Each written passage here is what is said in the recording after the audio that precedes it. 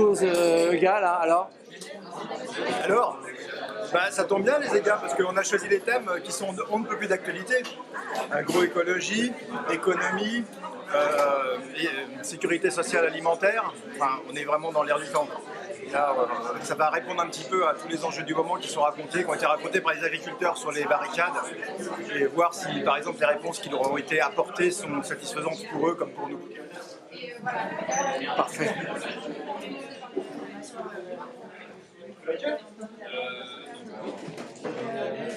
Bonjour. Bonjour, Alors, cher ami. qu'est-ce que tu attends des nouveaux des EGA 24? Eh bien, beaucoup de rencontres, surtout. Je crois que c'est un lieu pour ça. Et bon, des familiers, bien sûr. L'occasion de tous se retrouver, ceux qu'on connaît de l'écosystème. Et puis des beaux échanges, des choses qui nous éclairent sur l'actualité et sur ce qui se passe en ce moment en agriculture, dans le milieu. Je crois que ça va être riche en échanges et j'attends beaucoup de choses. Merci. Eric, je l'ai vu entrer dans la salle, je crois. Salut Laure. Ça va? Et toi? Alors dis-moi, Renaissance Joigny, Ah non, si, les EGA 24, alors dis-moi. ça tombe, je crois que c'est bien, ça tombe à point nommé pour l'époque, non? Ouvrir un espace de dialogue dans un corps social démembré, corps social après corps social. C'est compliqué ce que je dis, mais en tout cas, ouais, c'est bien, ça gueule d'un côté, ça rouspète de l'autre. L'écologie a perdu là quand même. Hein. On va le dire, hein, quand même. Ça va être énorme là. On a zéro pouvoir, quoi. Donc c'est bien d'ouvrir des espaces de dialogue, hein, mais à un moment donné, le rapport de force, ça a l'air vachement mieux. Et ouais, on a perdu, ouais. L'écologie, ça commence à bien faire, voilà. En tout cas, tous les cas, Renaissance Joigny lâche rien, c'est la 3e édition. Ouais, jamais 203, jamais 304. C'est bien que ça s'installe en tout cas comme un espace de dialogue. Mais malheureusement, je crois que le dialogue, des fois, la norme, j'aime bien, moi, la réglementation, le fait qu'on impose des trucs, qu'on met des objectifs et qu'on lâche pas les objectifs. C'est voilà. Mais bon, c'est une révolution totalement sociétale à mettre en place. Parler aux paysans, les aimer à nouveau. Adorer les regarder travailler, comprendre leurs difficultés, voilà, tout ça. Mais en vrai, on n'est pas rendu. Merci.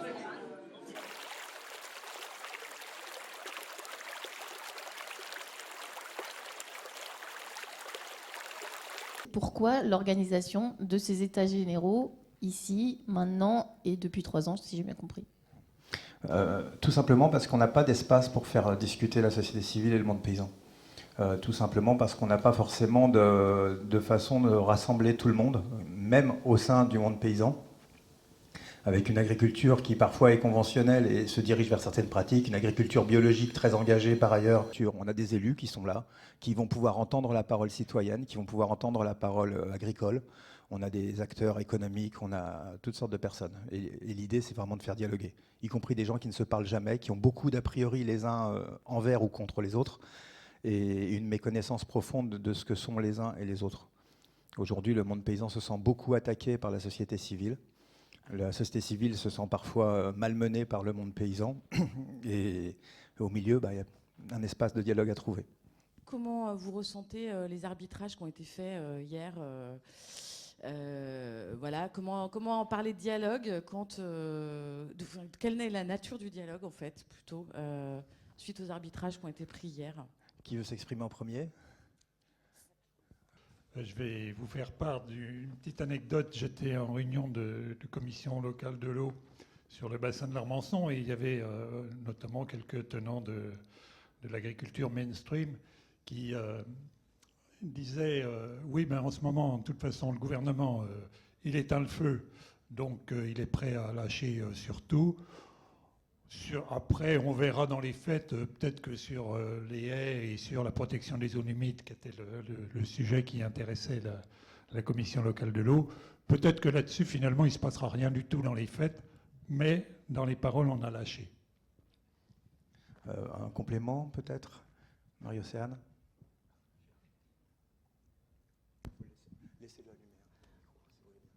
Bah alors, je suis pas non plus au courant de toutes les mesures, mais il y en a quelques-unes quand même qui, alors à titre très personnel, il y a des mains qui s'agitent en face là-bas.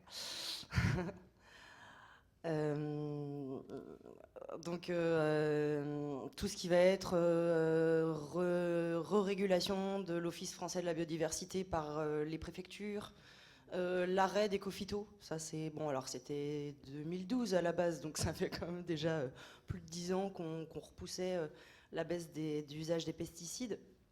Il y a quand même quelques, enfin l'entretien des haies. Alors est-ce que les promesses c'est ne plus avoir de règles, ou est-ce que c'est avoir moins de lois, parce qu'il y en a quand même 50 à peu près de règles autour de l'usage de la haie, donc est-ce que c'est une simplification ou un arrêt complet? On passe de 14 à 1, c'est ça, Okay. d'un point de vue administratif, ce qui est proposé. Voilà, le curage des fossés, après faudrait voir peut-être avec les hydrogéologues, peut-être on en reparlera avec Eric, enfin, il y a vraiment des... C'est ça, c'est le gouvernement à lâcher, et pas lâcher du côté d'une agriculture qui se voudrait plus respectueuse et de l'environnement et des consommateurs, malheureusement. Les mesures, il y en a vraiment beaucoup. Il y en a, enfin, des annonces. Des mesures, ce sera autre chose, n'est-ce pas? Il y avait notamment des revendications qui étaient très légitimes, comme le paiement des primes PAC à temps. Donc, ils vont être payés pour le 15 mars. Les agriculteurs, c'était une de leurs demandes fortes. Le fait d'avoir des aides suite à la tempête Ciarán en Bretagne, où certains ne savaient pas s'ils allaient être remboursés. On leur avait dit, vous avez réparé trop tôt les dégâts, donc on ne vous remboursera pas. Et là, on vient de leur expliquer, si c'est bon, on vous remboursera quand même. Et on va doubler les aides.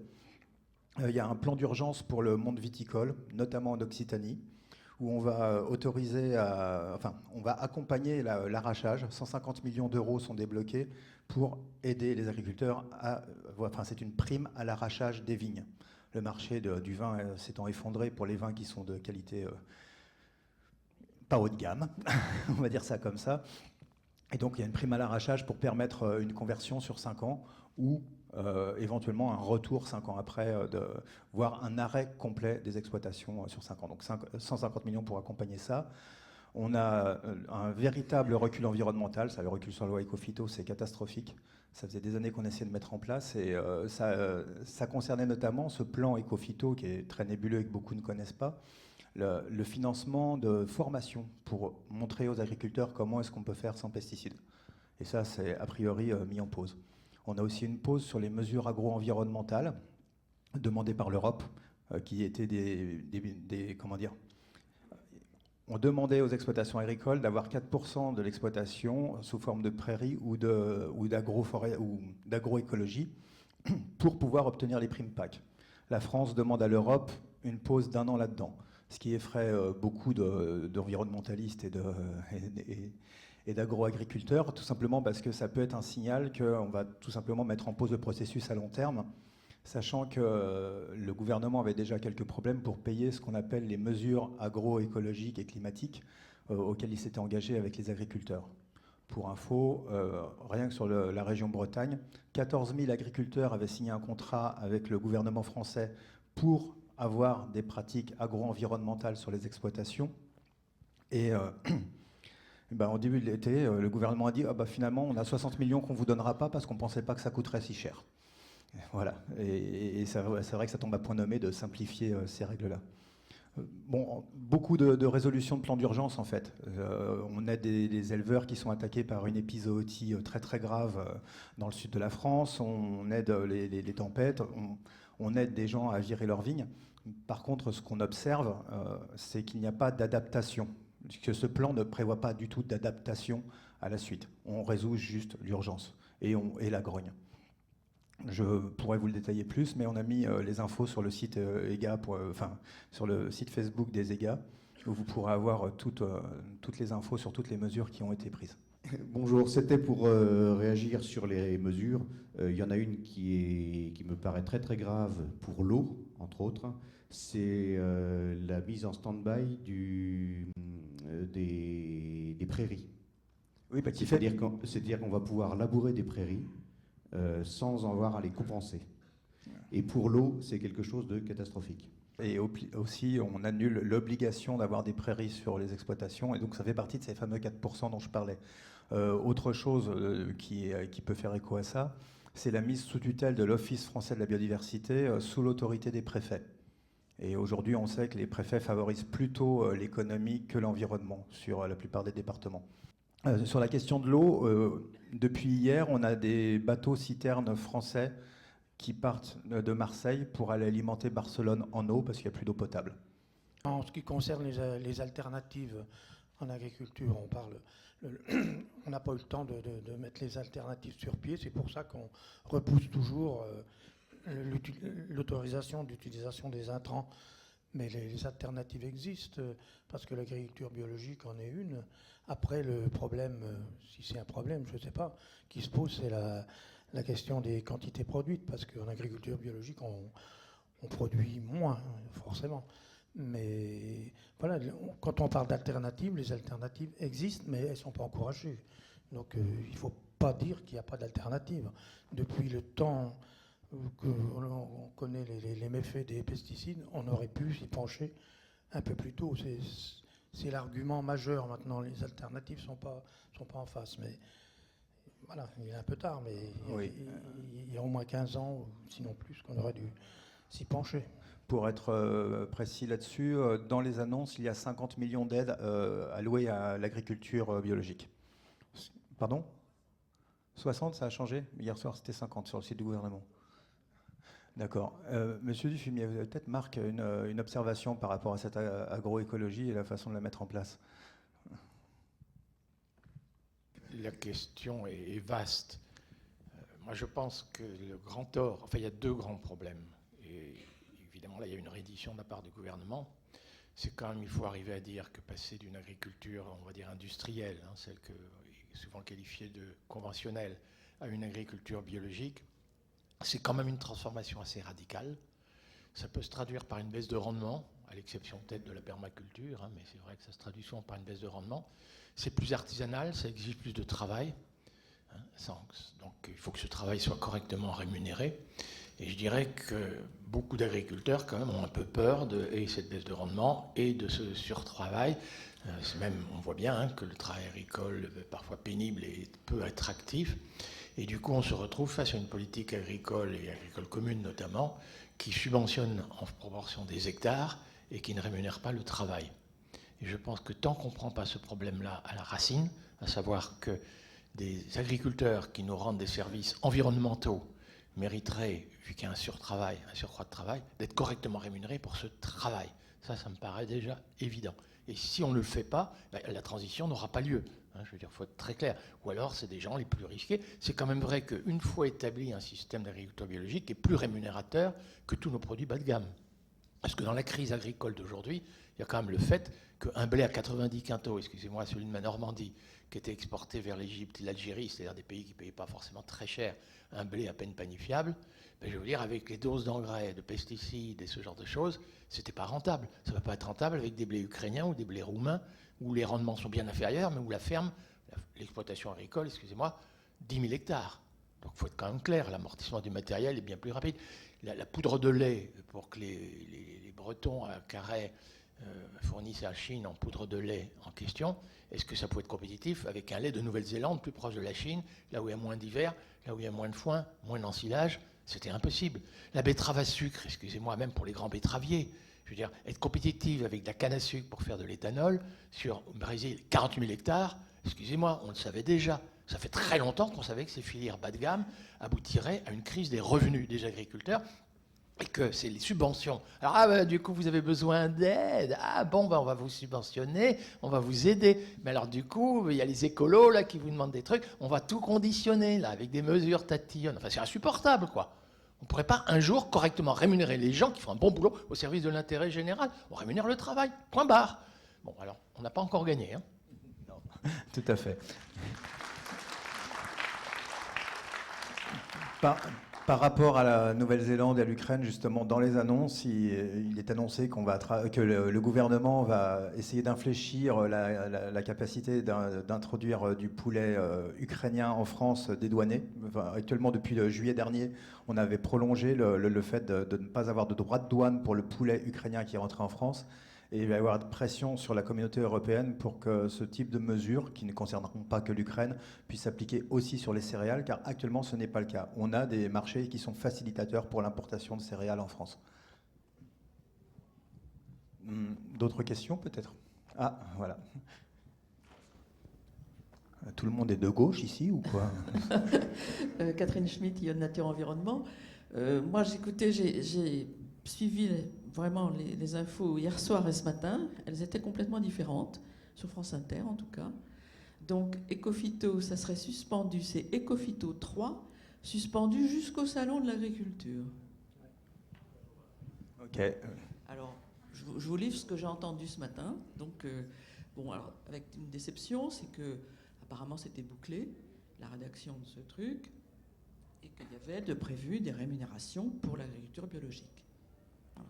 Donc, alors si les autres ont fait demi-tour parce qu'ils pensent que Ecophyto est complètement remis en question, ils vont peut-être être déçus. Mais notamment le mode de calcul de la présence de pesticides qui est remis en question par le syndicat majoritaire depuis des années. Et c'est sous cette pression qu'on touche notamment au plan Ecophyto. Bonjour à tous. Moi, je voulais savoir comment on calcule justement ce que vous venez de dire là, avec le plan Ecophyto, les pesticides. Alors là, c'est extrêmement technique. Moi, je n'ai pas l'info. Si quelqu'un dans la salle là, je veux bien. Si quelqu'un ici là, non. C'est un indicateur. Marie-Océane peut répondre. Le problème, on Okay. parle souvent de choses comme ça, mais on ne sait pas ce que ça définit. Et Ouais. tant qu'on ne sait pas ce que ça définit, toute position qu'on prend n'est pas scientifique, je dirais. Effectivement, moi j'avoue que je vais m'auto-surprendre en disant cette phrase, mais pour le coup je suis assez d'accord avec le syndicat majoritaire sur remettre en question, parce que pour l'instant en fait c'est en tonnage que c'est calculé. C'est en poids de pesticides, enfin en poids de produits posés. Mais par rapport aux hectares? Non, en total. En tonnage total. Par exploitation. À l'exploitation, enfin même en production générale végétale. Parce que... Oui, mais on ne peut pas comparer une petite exploitation à une grosse.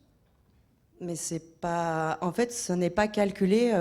Enfin, Ecophyto n'est pas nécessairement calculé à la taille de l'exploitation, mais c'est vraiment le but. Normalement, c'est de le faire au niveau national. Donc, il y a des filières où c'est plus facile que d'autres, mais la problématique liée au fait que ce soit calculé en poids. Je vais prendre l'exemple de la viticulture, c'est ma filière.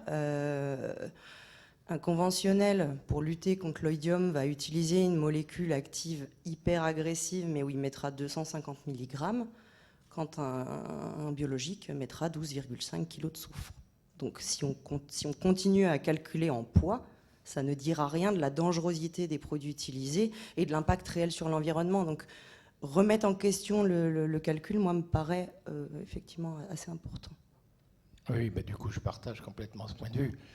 On peut pas, si on parle juste en volume et en poids, sans regarder la toxicité relative de chacun de ces pesticides, de ces produits ancides, ben effectivement, essayer de trouver. Et alors, on a essayé. Donc, il y a des mesures, il y a des tentatives d'avoir des indices qui permettent de pondérer, alors pas seulement le poids, mais la toxicité et ce genre de choses. Et je vous dis tout de suite, c'est évidemment incompréhensible pour le grand public et même pour les agriculteurs. Et puis ensuite, c'est inefficace parce qu'en fait, on n'y parvient pas. On a inventé des indices, mais en fait, ce n'est pas fiable. Je crois ni pour les agriculteurs, ni pour la société. Et c'est une façon de dire, plan Ecophyto, on va réduire la dose de pesticides comme un objectif. C'est une façon de dire, on ne va pas interdire les pesticides, même les plus graves. Mais il va de soi que si, par exemple, prenons la bouillie bordelaise, donc le soufre, le sulfate de cuivre, c'est un pesticide, effectivement, naturel, on va dire, mais ça reste un pesticide. Alors, quel est son danger? C'est d'avoir du cuivre éventuellement dans le vin. Ça, c'est pas grave. Tous ceux qui consomment des alicaments, moi, c'est pas mon cas, pour complémenter leur déficit alimentaire, il y a des rajouts de cuivre. Donc, on est plutôt, en France, déficitaire dans notre ration en cuivre, sauf les grands mangeurs d'huîtres. Mais par contre, pour les champignons mycorhiziens du sol, effectivement, le cuivre, c'est pas génial. Donc, de quoi on parle quand on parle de pesticides? On parle d'atteinte à l'environnement, on parle d'atteinte à notre santé, au moins pour l'équivalent carbone. Vous savez, il y a le méthane, il y a le protoxyde d'azote, il y a le gaz carbonique comme gaz à effet de serre. On est parvenu, effectivement, à un équivalent carbone qui est un indice fiable. Celui-là est fiable. C'est-à-dire, le méthane, et on dit 28 fois plus réchauffant. En fait, il l'est davantage que 28, mais comme il a 20 années d'existence, on pondère l'effet du réchauffement sur sa durée. Et donc, on parvient quand même à avoir une seule et même unité de mesure pour dire, voilà, on contribue effectivement à diminuer, à atténuer le réchauffement climatique ou à l'accroître. Soyons clairs, pour les pesticides, on n'y parvient pas. Et c'est de la foutaise que de faire croire qu'on y est parvenu. Vraiment, c'est du mensonge. Et est-ce que vous pensez qu'il y a une piste pour y parvenir ? Non, non. Alors je pense franchement que non, hein, c'est bien trop compliqué, justement parce qu'on ne sait pas si c'est l'environnement, on ne sait pas si c'est les champignons mycorhiziens, on ne sait pas si c'est les chenilles, on ne sait pas si c'est un cancer du sein ou de la prostate, un perturbateur endocrinien qui fait que la jeune génération lui prédit une espérance de vie en bonne santé peut-être d'une dizaine d'années inférieure à moi qui ai des cheveux blancs. Hein, parce que alors, non, il faut un par un regarder la dangerosité. Et éventuellement, quand c'est trop dangereux, on se l'interdit. Quand c'est limite, bon, on peut éventuellement dissuader et inciter à faire le contraire. Enfin, il y a des quantités de méthodes de politique agricole commune qui nous permettraient d'assurer ce basculement radical de notre agriculture vers le respect de l'environnement et de notre santé. Mais c'est pas avec des unités comme ça. Hein. Et c'est pas. Mais depuis le début, hein, les plans éco-phyto, on n'y arrive pas. Et c'est de la tricherie. C'est une façon de ne pas poser le problème. Et non, évidemment. Alors d'ennuyer vraiment les agriculteurs, parce que si vous voulez faire de l'écologie, ça va être punitif, hein, alors là on va vous ennuyer jusqu'au bout, ça c'est une façon de faire, oui. Ça c'est génial. Bon ben moi je ne suis pas d'accord. Très bien. D'autres réactions dans la salle, peut-être? Questions, observations, insultes? Voilà, très bien, merci. On est d'accord que tout ça est résumable à une histoire de rendement.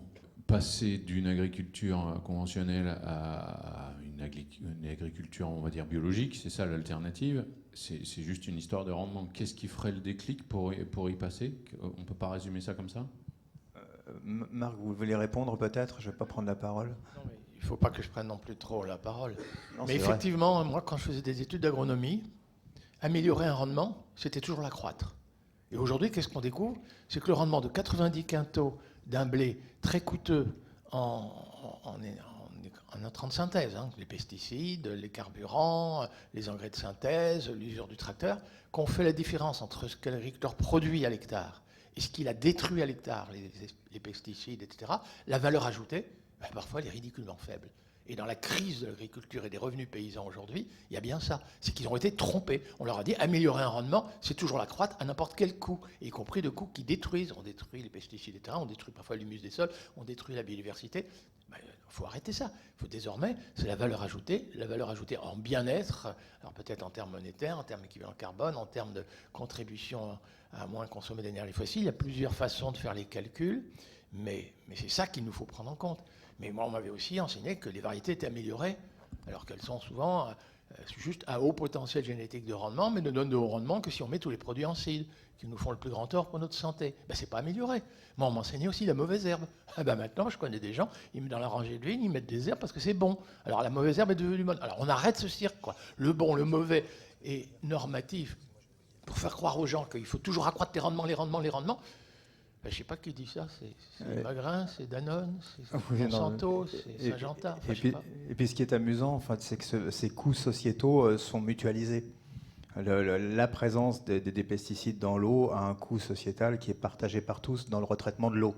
Les problèmes de santé publique sont partagés. On a une sécurité sociale en France qui fait partager et mutualiser la protection des gens et le soin. Voilà. Tu veux rajouter ? Oui, moi je voulais un peu nuancer le passage en bio et la perte de rendement. C'est une réalité quand on fait juste une permutation de produits chimiques sans remettre en question la pratique globale de la ferme, en fait. Il est possible d'augmenter les rendements, en fait, en arrêtant de travailler contre le vivant, mais avec. Donc ça demande 2-3 stratégies de mise en place, un peu une vision, on va dire, holistique ou globale de la ferme qui comprend les haies, les chemins, les bandes enherbées, en tout cas en viticulture, la diversification peut-être aussi un petit peu, arrêter de faire de la polyculture en juxtaposant des monocultures, bien les remêler. Enfin, il y a tout ça, il y a les services en fait biologiques que les plantes, les animaux se rendent les uns les autres, qui existaient avant que l'être humain ne soit sur Terre et qui continueront sûrement à exister après nous. Et moi, en viticulture, vraiment, je vous assure, j'ai plutôt vu des augmentations de rendement au passage en agriculture biologique, alors en phytothérapie plutôt, et en couverture de sol, enfin, voilà, où on va essayer de rééquilibrer le système. Mais par contre, les domaines qui faisaient le choix de juste changer la molécule chimique sans changer notamment le travail manuel, à permettre une aération de la végétation, faire plus de prophylaxie, en fait, effectivement, ces gens-là échouent. Et c'est souvent eux qu'on entend parler de l'agriculture biologique et dire à quel point c'est délétère comme changement. Donc Tentons de nuancer peut-être un peu la transition. Je vais me permettre de citer une anecdote avant de redonner la parole à la salle. Il y a quelqu'un dans la salle justement qui me faisait part de cette anecdote il y a quelques temps, avec un ami à lui qui est en conversion bio sur sa ferme. Donc sa ferme est encore un peu en conventionnel, sa ferme est déjà un peu en bio, sur de l'oignon, semence.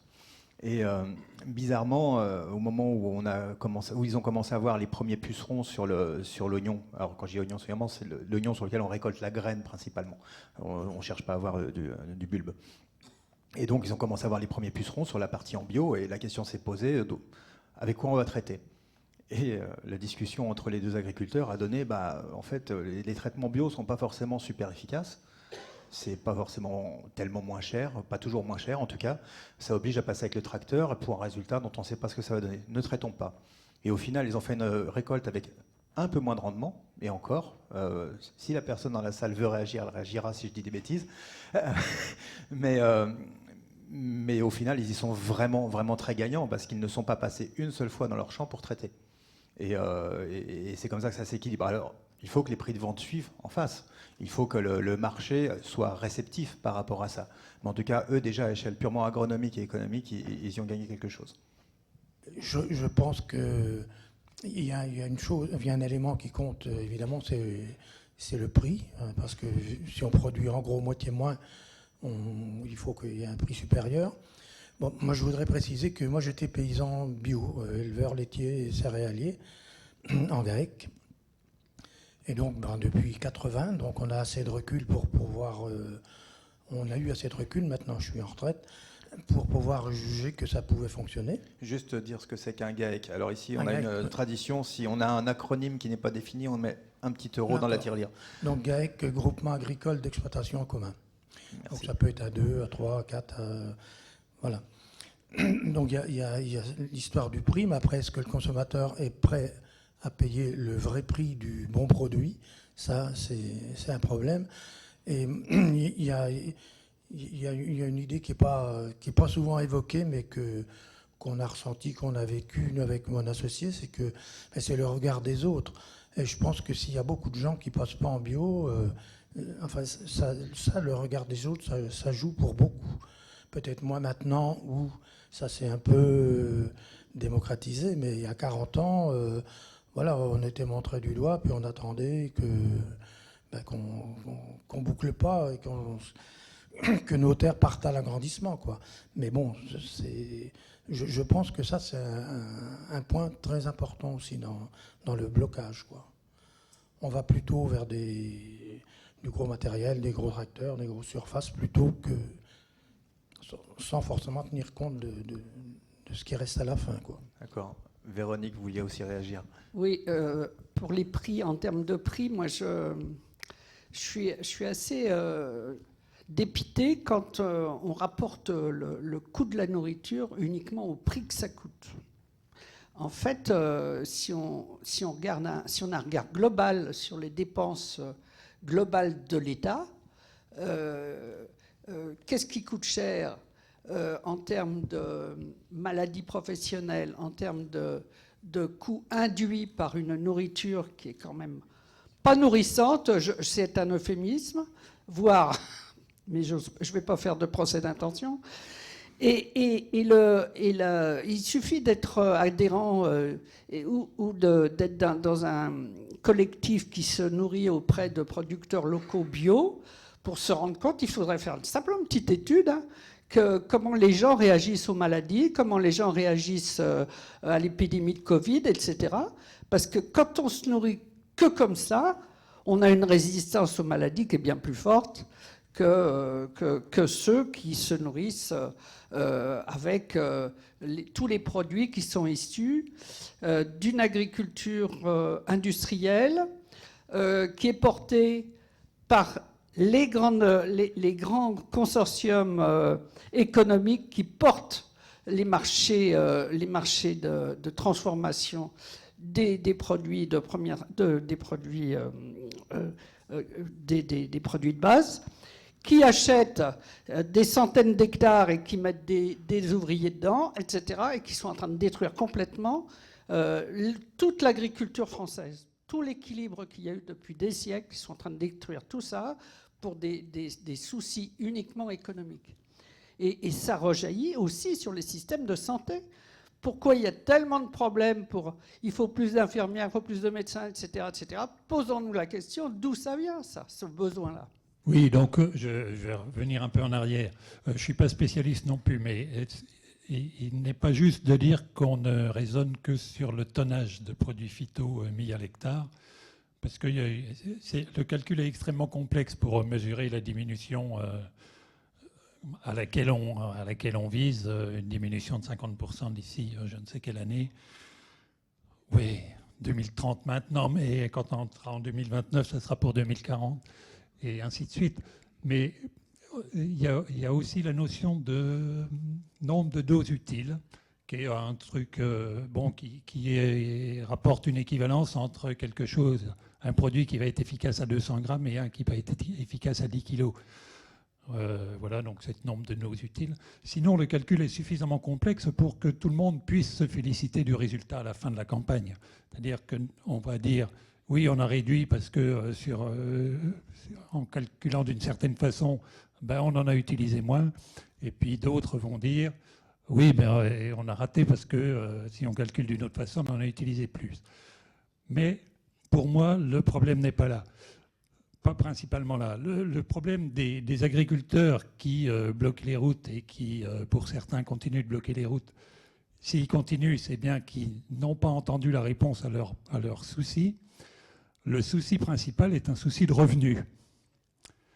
Et cette notion-là, je n'ai pas entendu, hormis 150 millions d'aides pour les éleveurs, 150 millions pour arracher des vignes, et peut-être 50 millions pour l'agriculture bio, ou peut-être 60, je n'ai pas entendu de réponse en termes de revenus. Et la question, elle reste entière. Ce n'est pas en arrêtant Ecophyto pour... 15 jours, pour 6 mois ou pour 1 an, qu'on va redonner du revenu aux agriculteurs. Et les agriculteurs se font un peu rouler dans la farine si on leur dit qu'en détruisant des normes, on va améliorer leurs revenus. Je pense que le problème, il n'est pas là du tout. Merci beaucoup. Pour rebondir là-dessus, j'ai eu une discussion cette semaine avec un représentant d'un syndicat minoritaire qui m'a dit être allé contacter ses collègues sur différents barrages et en leur disant « Si on vous assure un prix garanti sur le blé, si vous passez en bio, est-ce que vous passez en bio ?» Tous lui ont répondu « Oui ».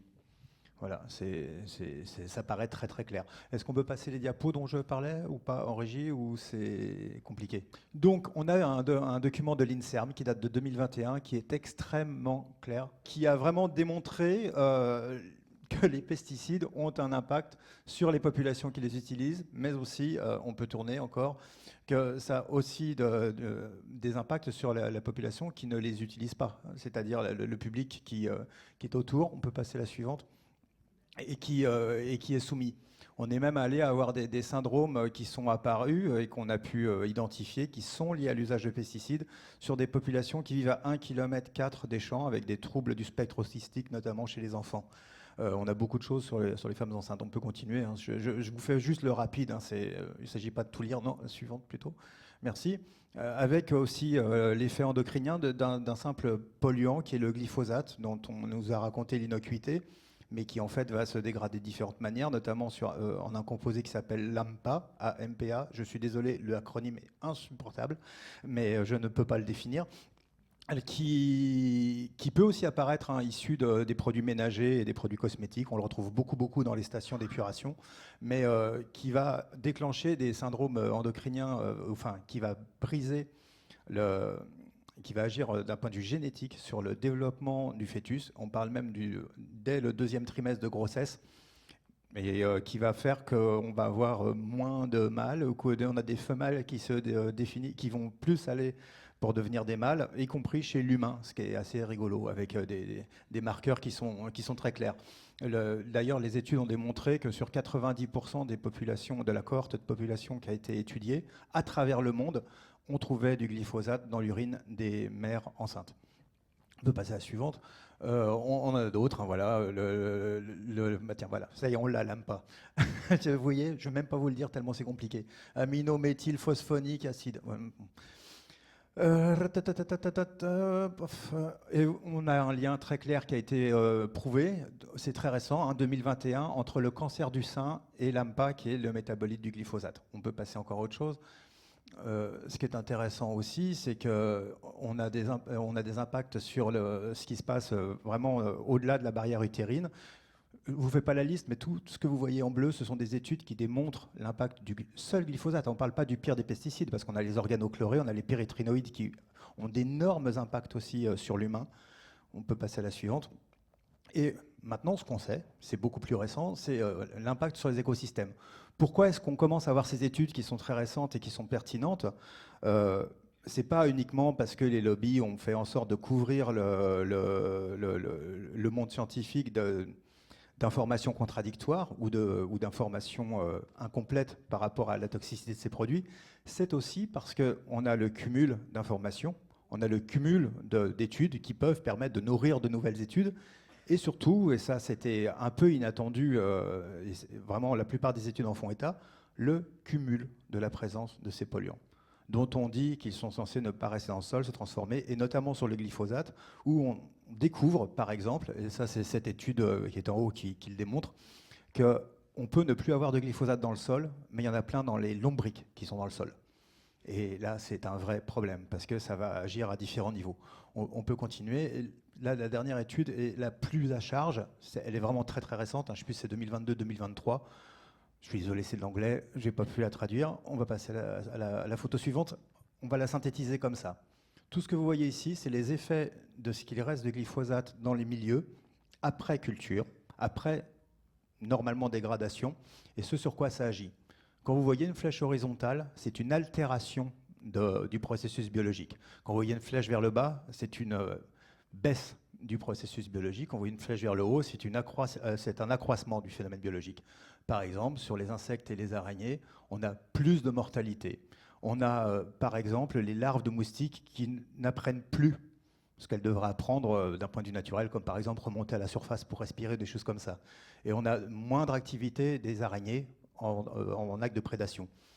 Et on va voir ça dans tous les domaines vivants, y compris, et ça c'est quand même une information extrêmement importante pour le monde agricole, sur la croissance des plantes. On a une moindre croissance des végétaux, y compris des cultures, là où on a appliqué du glyphosate. Alors qu'on est censé ne pas avoir de rémanence et de pouvoir, 15 jours après, recultiver quelque chose correctement. En fait, il y a un cumul de moindre croissance. Ça a été étudié, je ne vous ai pas mis les études là, mais on a des baisses de rendement qui sont observées à travers le monde sur les parcelles concernées. Enfin, tout ça pour vous dire que c'est très, très, très, très loin d'être anodin. Voilà. On peut s'arrêter là pour le diapo, et puis je vais redonner la parole à la salle. Il y a 2 mains qui se lèvent là-haut, ou voire 3. Oh là là, mon Dieu. Voilà. Je suis désolé. Donc, je reviens un peu en arrière et rebondir sur ce que Philippe disait tout à l'heure. Au fond, qu'est-ce que nous apprend ce mouvement ? On discute de toutes les mesures possibles, douteuses, etc. Mais qu'est-ce qu'on observe dans ce qu'on vient de voir, et qui visiblement n'est pas fini, rendez-vous au Salon de l'Agriculture ? Est-ce que ce n'est pas quand même notre défaite à nous ? C'est-à-dire ce qui s'est passé sur cette mobilisation, sur les thèmes et sur les choses, est-ce que, alors que ça fait 40 ans que tu dis, Philippe, que vous avez lancé cette coopérative bio, la première en France, 40 ans, c'est 2 générations, et on en est encore là. Bon.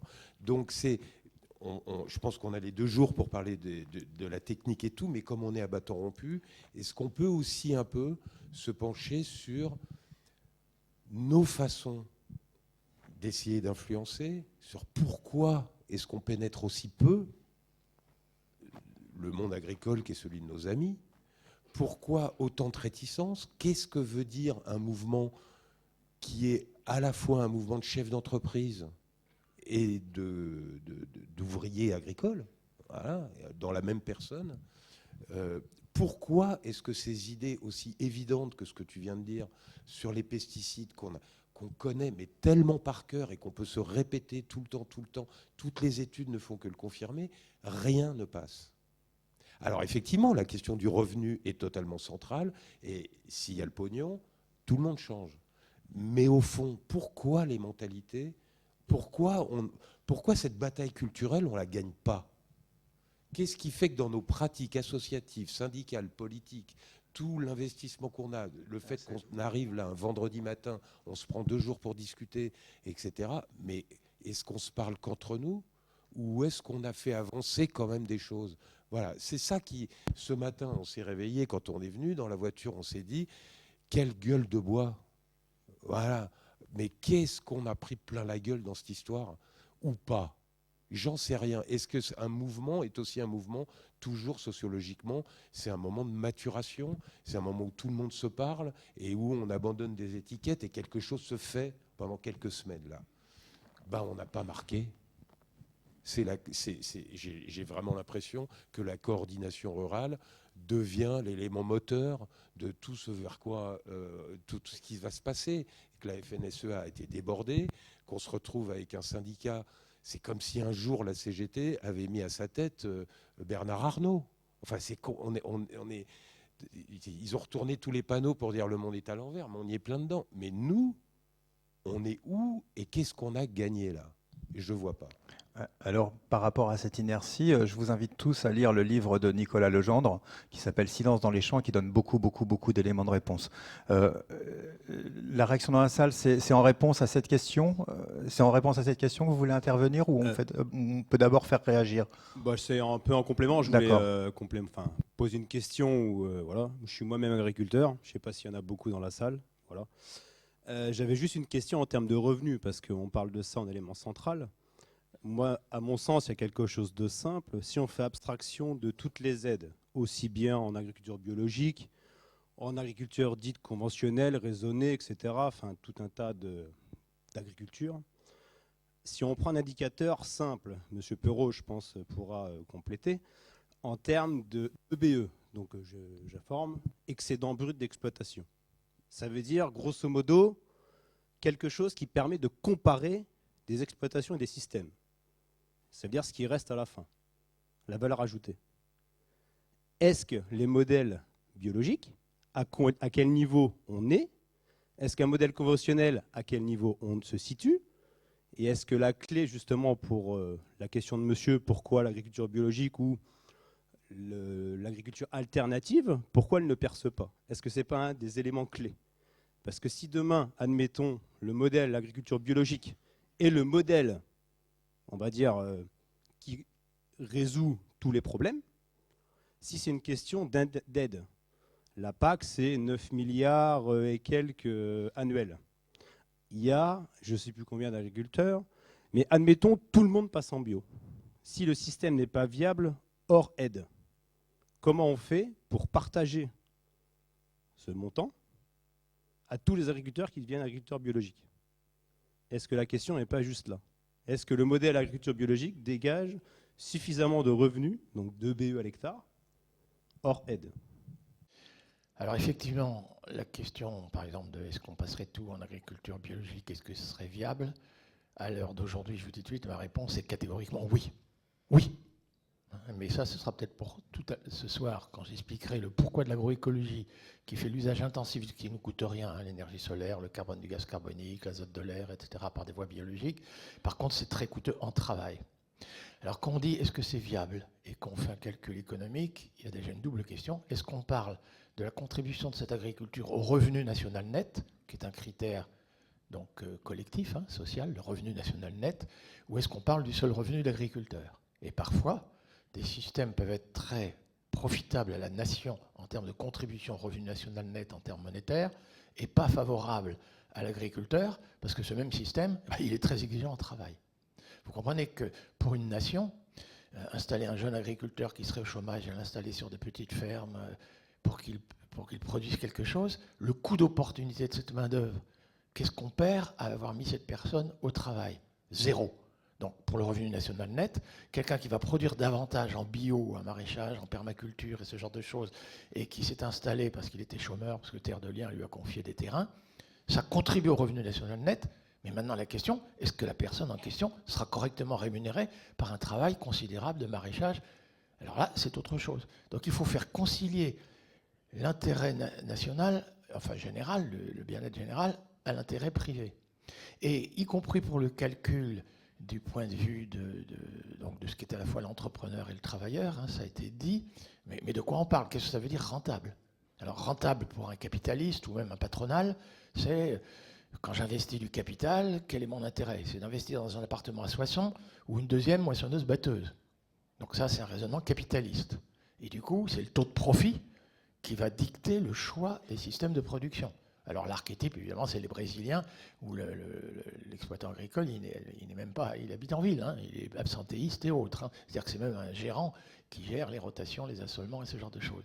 Et puis évidemment, le travailleur, c'est plutôt confédération paysanne, on disait paysan travailleur autrefois, lui, savoir, est-ce que ce sera rentable? C'est est-ce que ça rémunère correctement son travail en comparaison avec d'autres opportunités de travail? Et donc, c'est la quantité de travail, c'est la pénibilité du travail. Et l'excédent brut d'exploitation n'est pas forcément le meilleur critère, je le dis tout de suite, pour le choix de l'agriculteur. À quoi s'ajoute aussi qu'il y a revenu, et il y a revenu disponible.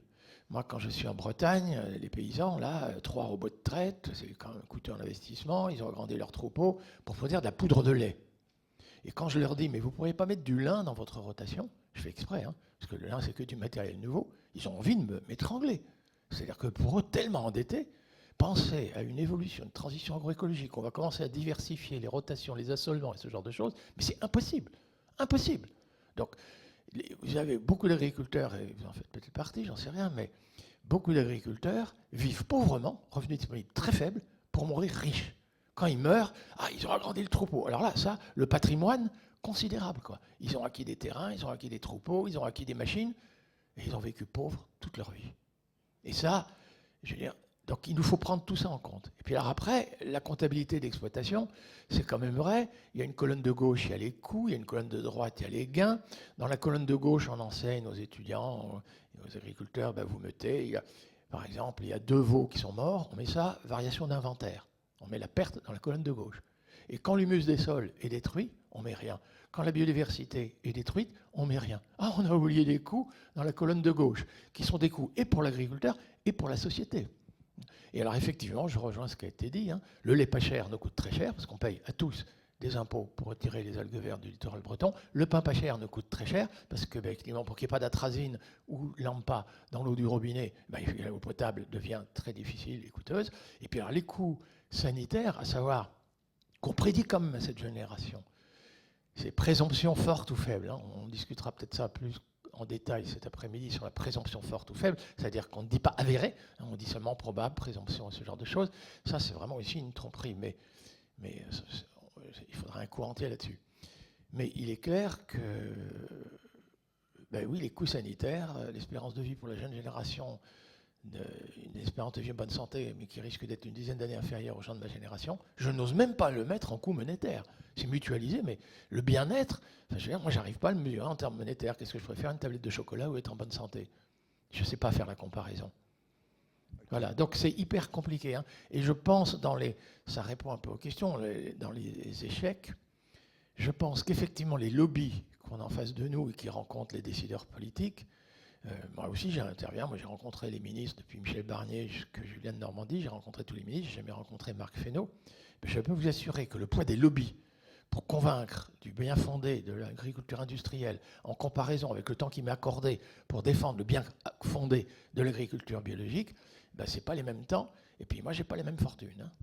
Donc, ça fait partie d'une vision globale de l'économie qui a tendance à parfois négliger ce qu'on appelle les externalités positives et négatives. En fait, en économie, on a tendance à ne considérer que les externalités négatives, c'est-à-dire les dépenses qui sont à perte, et on oublie d'intégrer les externalités, c'est-à-dire ce qui ne dépend pas directement de la production, mais ce dont on bénéficie, qui nous est profitable.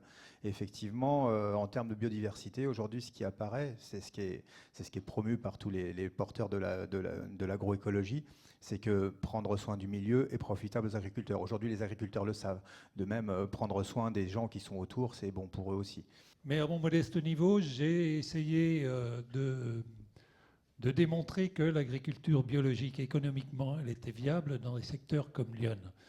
Lyon et la grande région, on faisait des analyses comparatives sur la région. Et on avait des résultats qui, bon an, mal an, étaient assez comparables aux résultats du conventionnel, avec des exploitations sur des surfaces un peu plus petites, mais avec plus de travail. Et voilà. Alors, donc ça ne suffit pas à expliquer pourquoi, la question du monsieur d'avant, là, pourquoi on n'a pas réussi à convaincre les gens de passer à l'agriculture bio. Il y a énormément d'éléments qui expliquent ça. Ce que disait Marc Dufumier tout à l'heure, les aides à l'hectare, elles encouragent l'agrandissement. Plus on est grand, plus on gagne. Et tant que je gagne, je joue. Il y a ça, il y a énormément de choses. Quelque chose qui était souvent mis en avant quand on discutait conversion à agriculture bio avec les gens. Déjà, le fait qu'on appelle ça conversion, tout de suite, on rajoute une mystique, quoi. Donc, le mot n'est pas forcément choisi. Bon, mais quand on parlait conversion, un des gros arguments, c'était le manque de visibilité. Mais le manque de visibilité, est-ce qu'il y a de la visibilité dans le système conventionnel? Il n'y en a pas plus. Alors, ça a été accentué. Ce manque de visibilité, il était accentué par les politiques publiques. C'est-à-dire qu'on mettait en place un coup une aide au maintien, après on la retirait, après on la remettait. On mettait de l'aide à la conversion, mais on n'était pas sûr de la toucher, etc. etc. Et voilà, et tous ces éléments-là rajoutaient de l'incertitude sur un système qui est beaucoup plus sensible à l'incertitude que le système conventionnel, parce que le système conventionnel, on fait comme tout le monde. À partir du moment où on essaye de sortir, de faire autre chose que ce que fait tout le monde, là, on est beaucoup plus sensible à la question de l'incertitude. Véronique Guilin, vous vouliez rajouter quelque chose? Oui, je voudrais témoigner de ce que je vis, moi, dans le Jura, depuis que je suis arrivé dans le Jura, il y a un certain nombre de dizaines d'années. J'ai découvert en Franche-Comté ce que c'était que la coopération et ce que c'était de travailler ensemble, sans concurrence. Alors, si vous voulez que je vous donne un exemple de réussite fabuleuse, prenez la filière Comté. Le Comté ne se fabrique qu'en coopérative. Il est interdit de fabriquer du Comté tout seul sur sa ferme. Et qu'est-ce qui se passe? À force de serrer les coudes, à force d'être... Parce qu'ils sont très, très solidaires. Eh ben, je peux vous dire que le lait à Comté bio, il est acheté aux éleveurs 80 centimes le litre. Au lieu de? Ben, je ne sais plus, ça doit être... Ouais. Et le conventionnel, 60 centimes quand même, hein, c'est pas non plus... Donc, et c'est une des... Avec le Roquefort, je crois, mais peut-être que je me trompe, je crois que c'est les deux AOC, enfin AOP, puisque maintenant on ne va pas dire AOC. Appellation d'origine protégée. Contrôlée ou protégée, du coup. Merci pour l'euro. Eh bien, c'est les mieux exportés de France. Il y a une balance commerciale très confortable. Donc, bon, bien sûr, hein, c'est pas idéal, mais quand il y a un problème, ils essayent de le résoudre eux-mêmes. Et la filière bio, alors je parle de la filière bio, là, sur les fermes à Comté, il y a 3-4 ans, ils se sont aperçus qu'il y avait certains qui commençaient à vouloir mettre des robots de traite, etc. Alors là, la filière s'est réunie et a dit « niet ». Interdit. Si vous mettez un robot de traite, vous n'êtes plus en lait à Comté, vous faites ce que vous voulez, vous n'êtes plus en lait à Comté. Quelle était la motivation pour ça? Parce que c'est la tentation de produire toujours plus.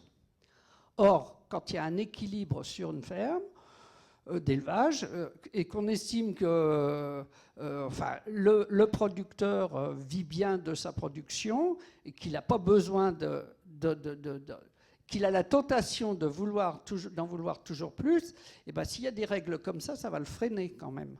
Hein, voilà, c'est tout. Et, oui, le cahier des charges. Le cahier des charges du Comté intègre, et ils sont très forts pour ça, ça intègre le type d'agriculture vers lequel ils veulent aller. et qu'ils veulent maintenir. C'est pour ça qu'ils n'autorisent pas le robot de traite et qu'ils limitent la taille des élevages.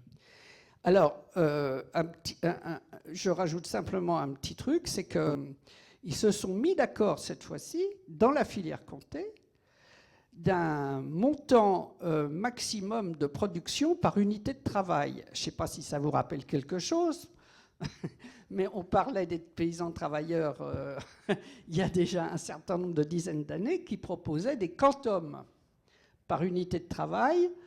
Et c'est la loi des quotas qui est passée avant. Qu'est-ce que vous appelez unité de travail? Alors, unité de travail, c'est ce qu'un travailleur sur une ferme a le droit de produire. Voilà, de générer comme... bon, c'est tout.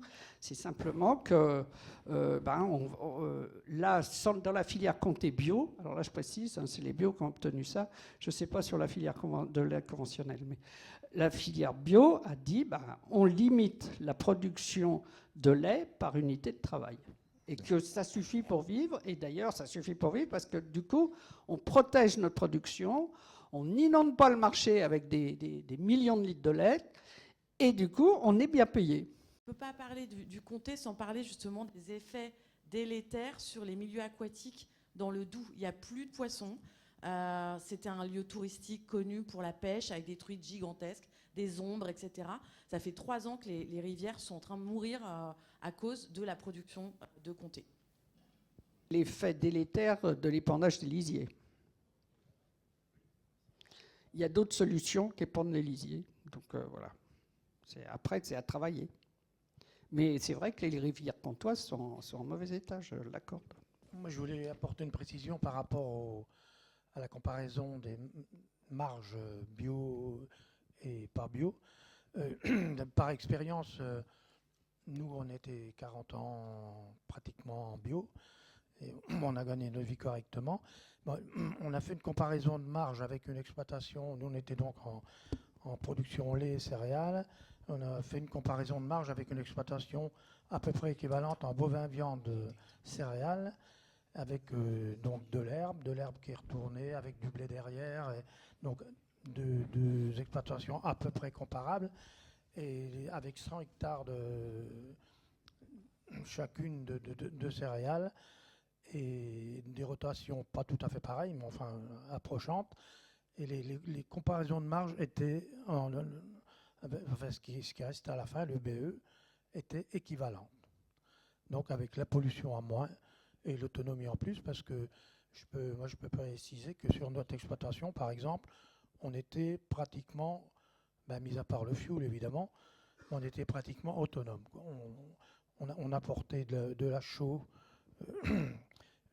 naturelle évidemment sur une partie de l'exploitation, sur les terres les plus acides, les minéraux pour les vaches. En dehors de ça, on était autonome.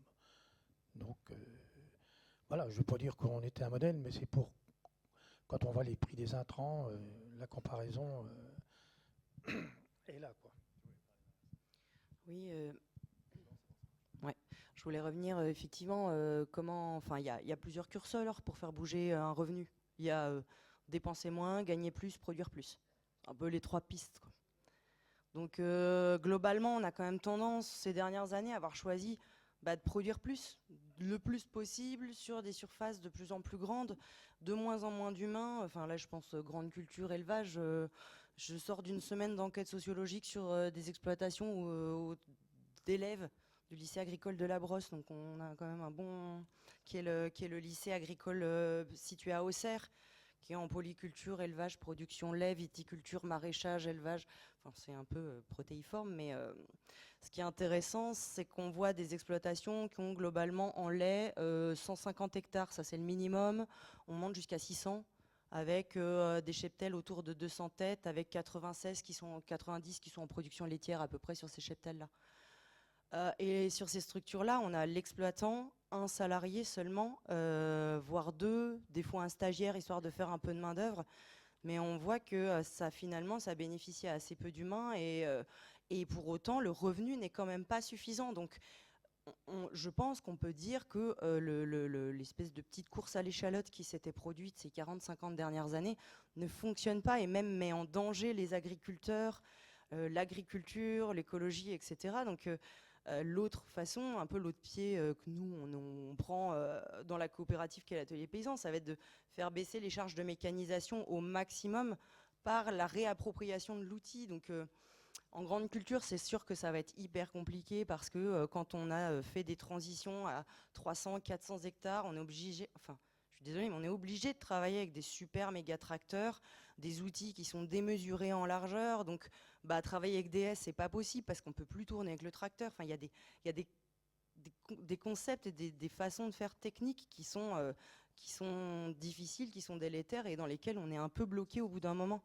L'espèce de rétro-pédalage auquel on pourrait aspirer, de réduction de la taille des fermes, de redéfinition de l'outil de production, malheureusement, quand on le regarde d'un point de vue comptable, ça demande des investissements. Et quand on a déjà la corde au cou, comment voulez-vous réinvestir dans un système qui serait plus propre, moins engageant, etc. Ça n'est juste pas possible.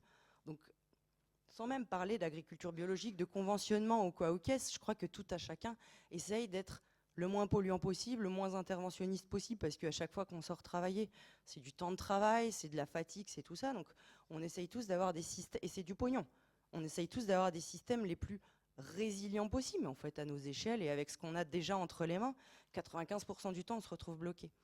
Je voulais revenir sur le rapport, sur l'histoire de oui, mais ça fait 40, 60, 70 ans qu'il y a l'agriculture biologique, qu'il y a des luttes, qu'il y a tout ça, la conf, enfin voilà, parce qu'on ne les a pas cités, mais...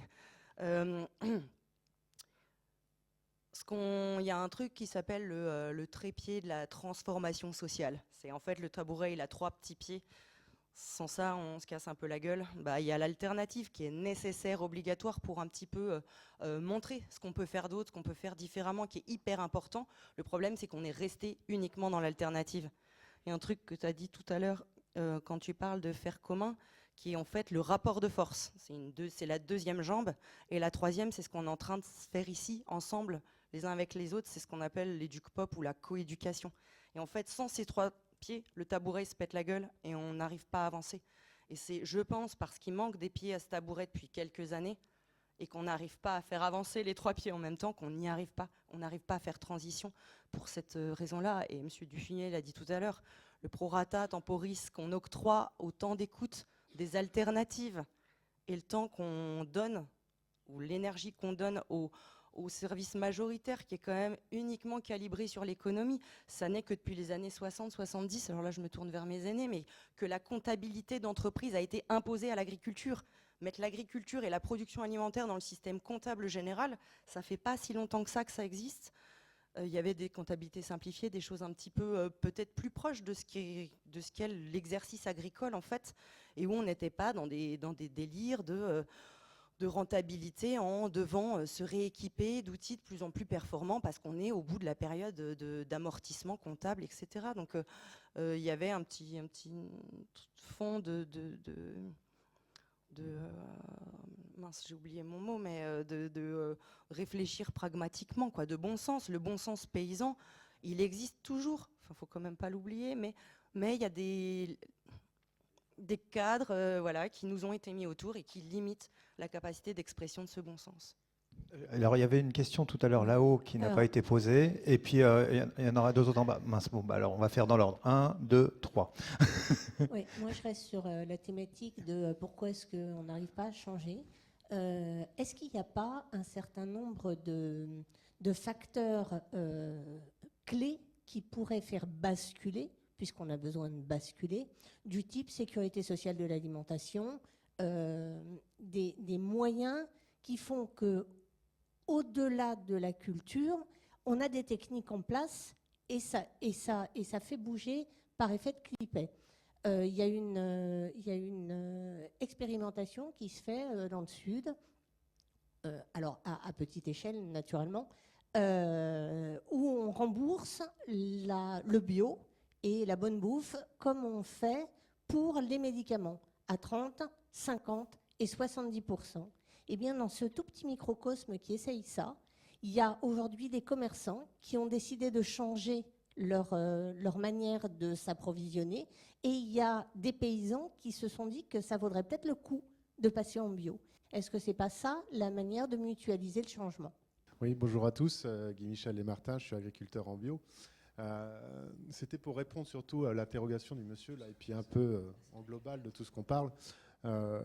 Pour ma part, je viens de faire ma première moisson en bio sur 2023 et je viens d'être confronté à des prix très, très, très réduits où je viens de vendre ma moisson au prix du conventionnel, quoi, à peu près, à quelque chose près, c'est ça. Ce qu'on oublie de parler aujourd'hui, c'est le consommateur. Alors, ce que la dame juste avant de moi vient de dire est intéressant. Il faut créer la demande, il faut créer la consommation.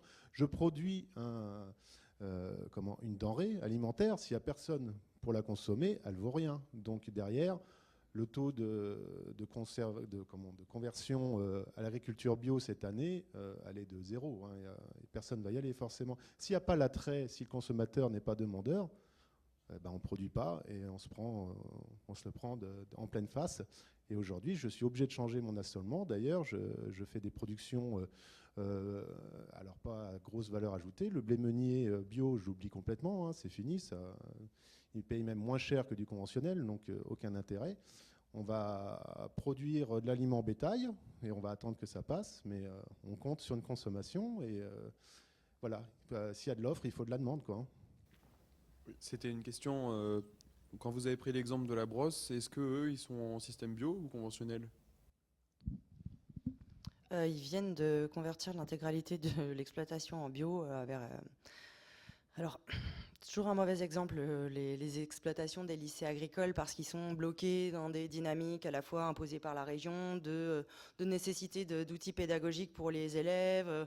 Souvent, ils sont en carence de salariés, ils n'ont pas de budget, et en plus, les ateliers ne sont pas rentables parce qu'il faut du temps pédagogique dessus, etc. Donc, malheureusement, ils sont 100% bio. Sur l'atelier lait, globalement, ça se passe assez bien. Sur la grande culture, je crois que c'est encore pas très au point. Du coup, ça serait chouette que des agriculteurs en grande culture peut-être aillent un peu aider le chef de culture qui est là depuis 4 ans seulement à accompagner, en tout cas, je pense, la partie grande culture à la transition. Pour répondre à la deuxième intervention, on aura une table ronde économique en début d'après-midi qui précisera beaucoup ces questions-là.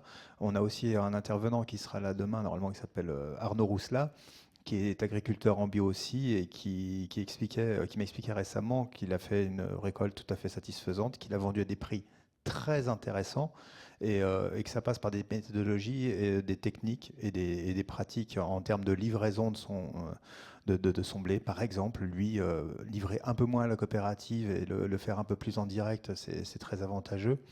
Et un investissement technique qui est une trieuse optique, mais ça c'est assez fabuleux, qui lui permet d'avoir par exemple sur un assolement, l'assolement c'est quand on fait des cultures au sol, à la fois une lentille corail à très haute valeur ajoutée et un blé qui va protéger un peu sa lentille corail des effets climatiques, notamment liés à l'ensoleillement. Et grâce à sa trieuse optique, il peut moissonner tout ensemble et trier son grain. De même, sur des cultures où il n'a par exemple que de la céréale, enfin que du blé, il va pouvoir trier le meilleur grain du moins bon. Et en fait, en allant vers cette démarche qualitative, il arrive à avoir des prix de vente très élevés. Voilà, c'est un point, mais qui sera plus évoqué un peu plus intensément plus tard. Des réactions par rapport, des intervenants par rapport à ce qui vient d'être dit ou demandé? Je voudrais insister sur le fait que le citoyen lambda qui n'a rien à voir avec l'agriculture, il peut être, enfin il doit même être en coopération avec les gens qui produisent la nourriture. On ne vit pas dans des mondes parallèles avec des murs au milieu où toi t'es pas bien parce que toi tu produis mal et puis ça coûte trop cher ce que tu produis et puis toi t'es méchant parce que tu veux pas acheter mes produits bio. C'est pas comme ça quoi, et c'est sûrement pas comme ça qu'on y arrivera.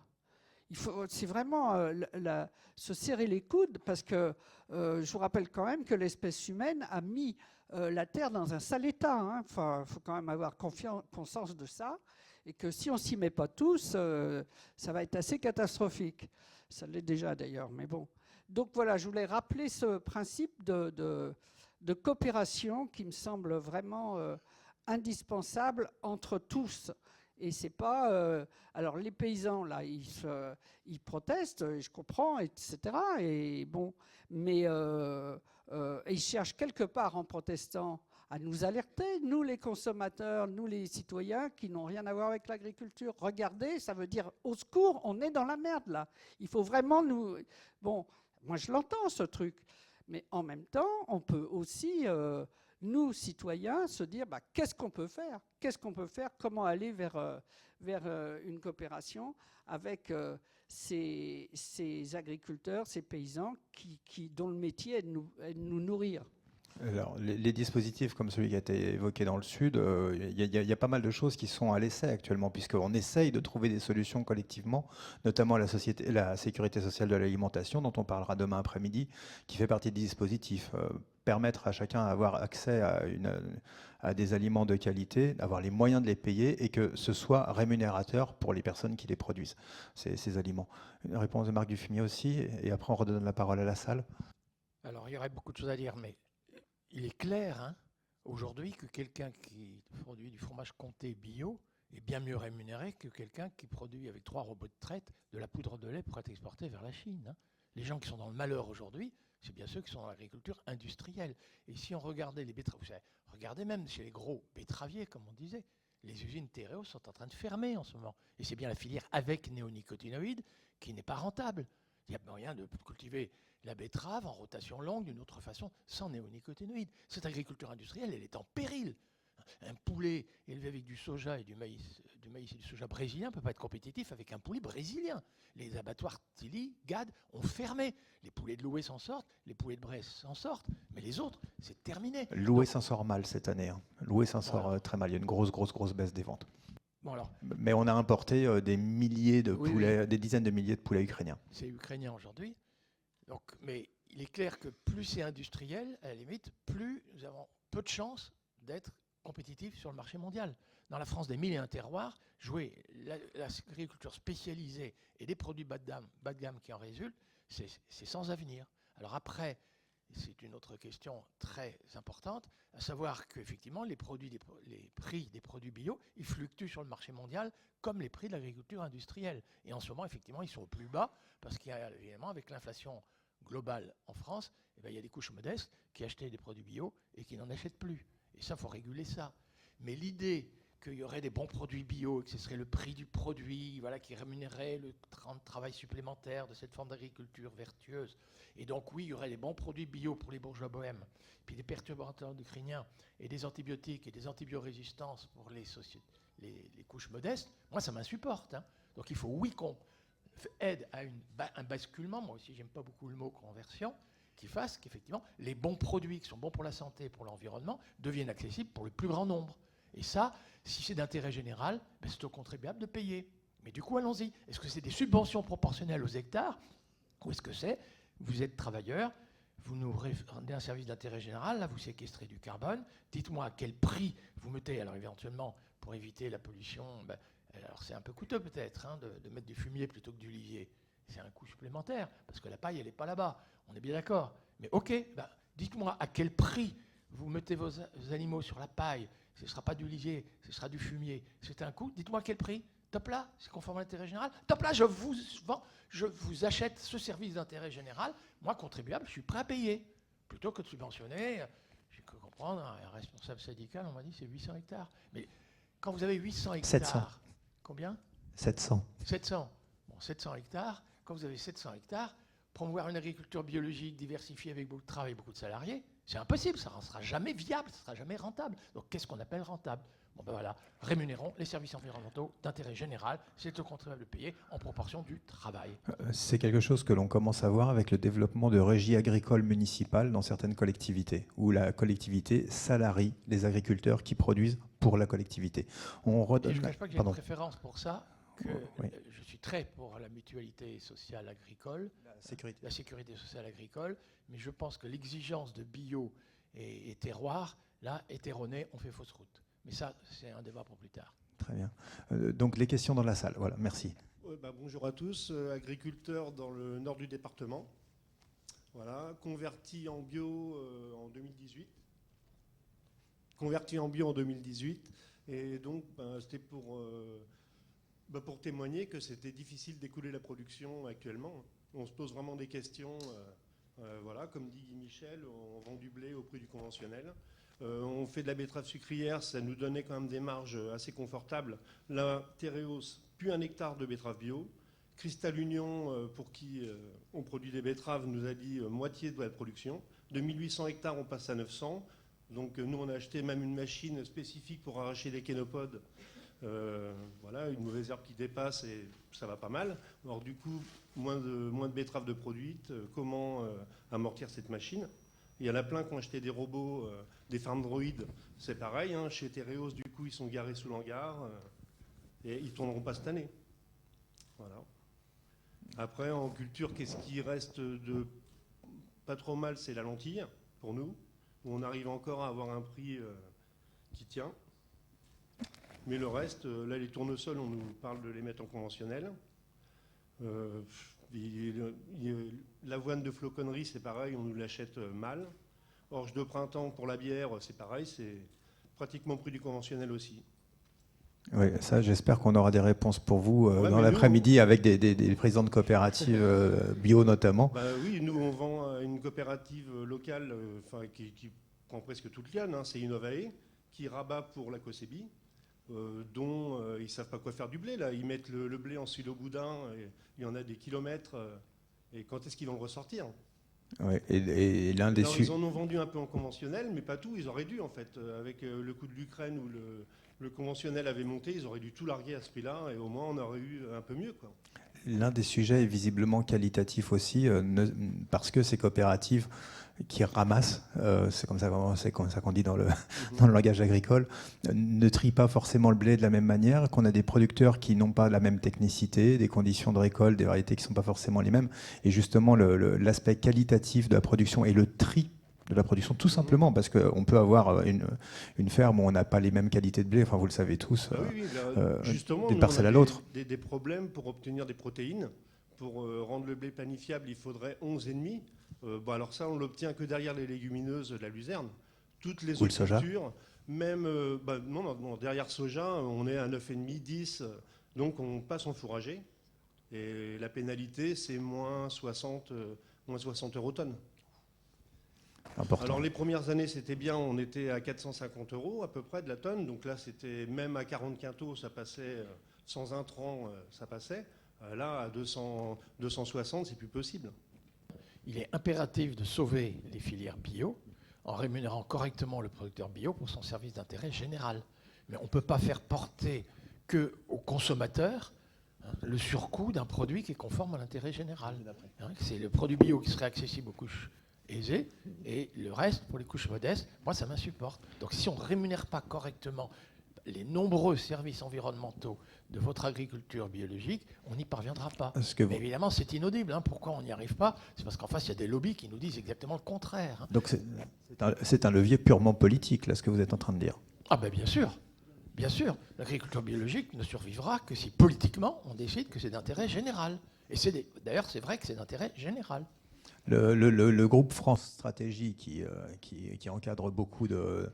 Enfin, qui accompagne les gouvernements dans leur prise de décision, avait pour objectif d'avoir un tiers de bio, un tiers de haute valeur environnementale, donc c'est pas tout à fait bio, mais c'est un truc à côté, et un tiers de conventionnel. C'est pas tout à fait la même chose, je l'ai dit.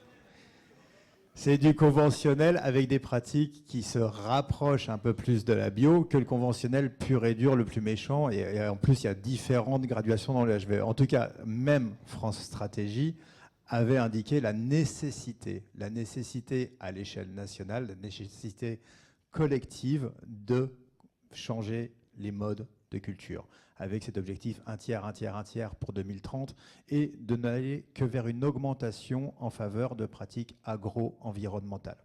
C'est juste ce que je voulais dire, je ne suis pas en train de dire que j'adore le HVE et que le bio c'est mal. C'était évoqué en filigrane tout à l'heure, mais les collectivités territoriales, donc les départements, les régions, les communautés de communes et autres, elles pourraient effectivement, alors là j'en conviens, par l'achat d'un produit bio plus cher, mais assurer que nos gamins n'ont pas de perturbateurs endocriniens. Comme c'est quand même à ces âges-là que l'exposition aux perturbateurs endocriniens se traduit par une forte présomption de cancer du sein, cancer de la prostate et autres. Donc il y a urgence, effectivement. Et là, ce serait par le prix du produit, ce serait accessible aux couches modestes, à tous les gamins dans les écoles, les lycées, et le agriculteur serait correctement rémunéré. Oui, les plans alimentaires territoriaux, il ne faut pas que ce soit des coquilles vides. On s'y met. Merci. Une petite intervention juste avant qu'on redonne le micro. Donc d'abord là, ensuite là-haut et en bas. Oui, 3 à la fois, ça va déjà faire beaucoup. On approche de midi. Alors, j'en remets une couche. Autorisé. À Lons-le-Saunier, il y a quelqu'un qui s'appelle, un élu qui est maintenant qui est plus élu depuis un moment, Jacques Lançon, qui était ancien technicien du syndicat des agrobiologistes du Jura en 1980. Vous voyez, c'est pas d'hier. S'est fait élire à la mairie de Lons dans les années 1995, un truc comme ça. Et le premier truc qu'il a fait, c'est, à la cantine municipale, il y a la moitié du pain qui part à la poubelle. Dorénavant, on sert que du pain bio. Alors, ça a fait hurler tout le monde, oui, sauf que quand ils ont commencé à servir du pain bio, il n'y avait plus de pain à la poubelle. Voilà, c'est tout, c'est simplement tout bête, la preuve par les chiffres, tiens, pour le coup, pour les amateurs de comptabilité, les gens, quand c'est du pain bio, c'est plus appétant que du pain qui n'est pas bio. Voilà. Et puis, au fur et à mesure, la cantine municipale, enfin avec cet élu qui a poussé ça vraiment, a avancé sur mettre des produits bio dans les repas de la cantine, donc se rapprocher de la filière Comté, qu'est-ce qu'on fait des vaches de réforme, etc., bio. Du coup, une filière qui se met en place pour traiter, pour acheter aux éleveurs les vaches de réforme, parce que bon, faut vous dire que dans le Jura, on mange pas de bœuf, on dit que c'est du bœuf, mais en fait c'est de la Montbéliarde de réforme. Mais bon, on s'en fout, c'est comme ça. Après, il y a eu se rapprocher des maraîchers. Ah bah oui, mais alors les maraîchers, il va falloir les aider parce que bon, ils n'ont pas les moyens de se payer des machines pour nettoyer leurs légumes et tout. Donc on va envisager de créer une légumerie pour prendre les légumes bruts des maraîchers, qu'ils n'aient pas à investir eux, chacun de leur côté, des machines à nettoyer les légumes. Et puis ça va arriver là. Et je vous cite une anecdote que je connais de près, puisqu'elle concerne le papa de mes petits-enfants. La première fois qu'il a reçu un coup de fil de la cantine de Lons, quand ils se sont installés en 2004, un truc comme ça, la cantine de Lons lui dit « Bon, il me faudrait, c'est bien, c'est intéressant, il nous faudrait 400 kilos de courgettes pour fin novembre. » Et là, il leur a dit « Écoutez, dans le Jura, la courgette fin novembre, il n'y en a plus. » Donc il va peut-être falloir qu'on travaille ensemble sur vos menus pour que vous sachiez les périodes de production de tel et tel légume, etc. Et c'est comme ça qu'ils ont lancé une filière bio aussi avec les légumes. Tout ça, sujet de demain, oui, je sais, on va vraiment parler beaucoup de ça. Je sais bien, mais c'est pour rappeler que les collectivités ont un rôle à jouer et aussi les citoyens. Bon, je ne vais pas vous raconter Terre de Liens, mais c'est aussi une histoire de citoyens. Voilà, merci. On va prendre la suite des questions. Justement, on a fait plusieurs interventions qui se passent et moi je suis citoyen, je suis aussi dans les assos et mon combat c'est la transition, à mon point de vue, à mon échelle. Le citoyen, il faut savoir que simplement la part de l'alimentation dans le budget des ménages était de 35% dans les années 60, il est descendu à 18%. Non seulement il est descendu à 18%, mais en plus de ça, les gens achètent à manger, comme ils achètent une barquette de je ne sais quoi, un téléphone, une voiture. Et la notion de ce qui se passe derrière, du monde agricole, de la nature, de l'environnement, en tout cas pour les citadins, c'est complètement éloigné de tout ça. Et quand on parle de revaloriser, simplement, si le citoyen acceptait peut-être d'augmenter de 10% son budget, 15% son budget alimentaire, ça pourrait peut-être permettre... mais on n'a pas le choix. De toute façon, si on veut avoir une agriculture qui soit acceptable, il va falloir que tout le monde y mette... Là, on parle beaucoup d'agriculture, on parle beaucoup d'agriculteurs. Le citoyen, il faut aussi faire en sorte, je ne sais pas comment, l'éduquer pour qu'il accepte, quelque part, de payer plus cher. il n'y a pas d'autre façon de faire. On peut pas tout mettre soit sur le dos de l'agriculture, soit sur le dos de l'État qui va financer. À un moment donné, ça ne marchera pas non plus. Faut-il encore que le citoyen puisse le faire, ce qui n'est Tout à pas fait. du tout garanti aujourd'hui. Tout à fait.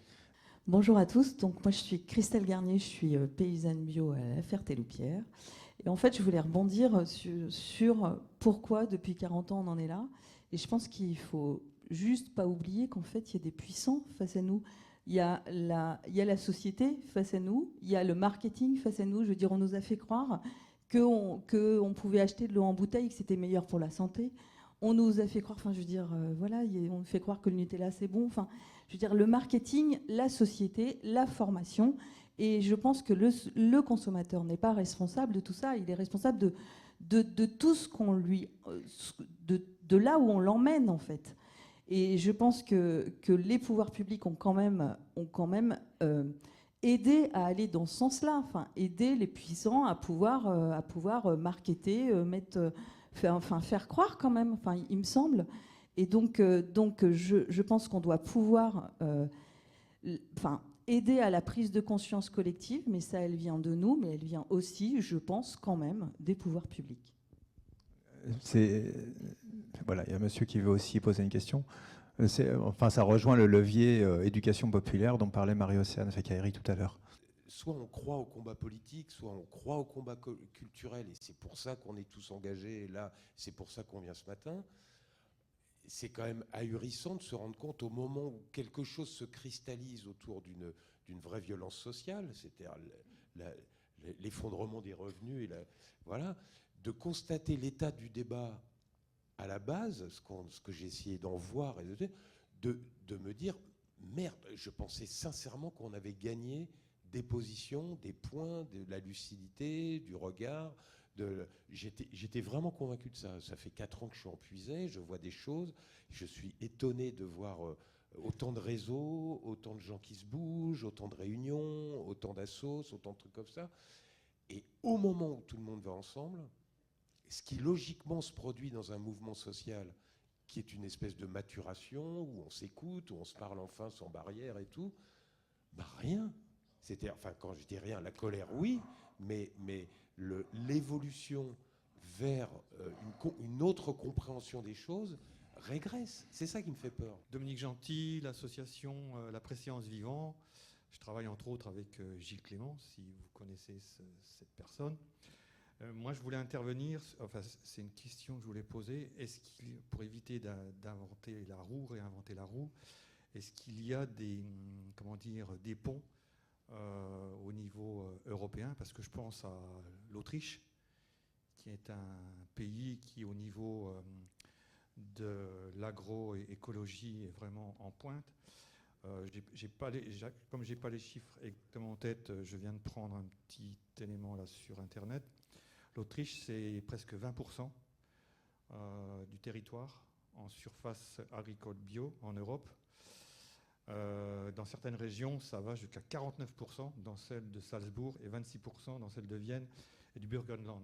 Est-ce que, justement, il n'y a pas des possibilités de pouvoir travailler avec ces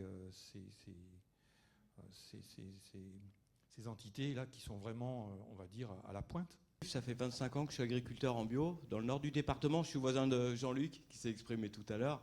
Ça a été dit en tout début de séance, le passage, quand on est agriculteur, le passage en bio, c'est pas que arrêter les produits chimiques. Hein. C'est toute une démarche pour retrouver de l'autonomie sur nos fermes.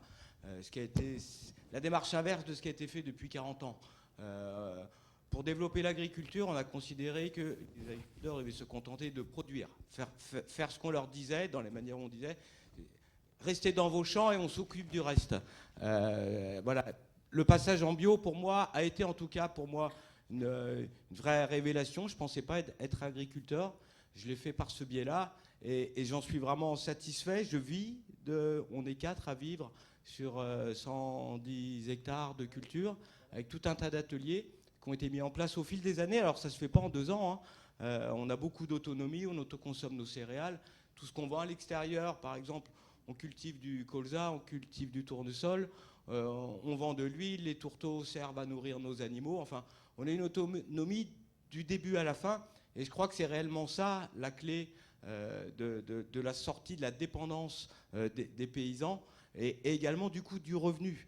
Parce que moi, ça me fait mal quand j'entends, il y a eu plusieurs producteurs nous dire qu'ils sont passés en bio et qu'ils se posent la question de faire demi-tour. Je veux dire, c'est quelque chose collectivement qu'on ne peut pas accepter, parce qu'on sait tous que les services rendus à la protection des captages d'eau ne sont pas rémunérés. Alors, juste un dernier mot par rapport aux mobilisations des agriculteurs ces derniers jours. Jusqu'à hier soir, j'espérais. Et ça fait, je suis à la Confédération paysanne en toute transparence. C'est un combat qu'on porte depuis de nombreuses années, principalement sur ce libre-échange qui est en train de faire mourir en France les agriculteurs. Hein. C'est pour ça que c'était une de nos revendications premières. On ne peut pas mettre en concurrence un éleveur de la Puisaye et un éleveur qui, à l'autre bout du monde, qui a 10 000, 20 fois 1000 plus de bêtes sur sa ferme. Voilà, c'est pas possible. On voit bien que c'est une aberration. La première des choses est réellement de relocaliser la consommation et la production. Pour ça, il y a des outils qui existent. Hein. Nous, c'est ce qu'on demandait en premier lieu, c'était les prix planchers. Voilà, effectivement, aller vendre du blé bio à moins de 200 €, ça ne tiendra pas. Hein. Les agriculteurs repasseront malheureusement contraints. Et c'est ça qui me fait le plus mal, c'est qu'on sent que quand même dans les campagnes, il y a une envie de faire mieux pour eux, pour leurs gamins, pour leurs voisins, et qu'elle n'est pas accompagnée ni économiquement, Les outils, on les a. On a évoqué la PAC tout à l'heure, c'est 9 milliards, quand même un budget qui n'est pas négligeable. La France est le pays en Europe qui a le plus de moyens, et on s'aperçoit que malgré ces budgets qui sont considérables, on n'arrive pas à faire basculer les fermes dans des productions plus vertueuses et rémunératrices.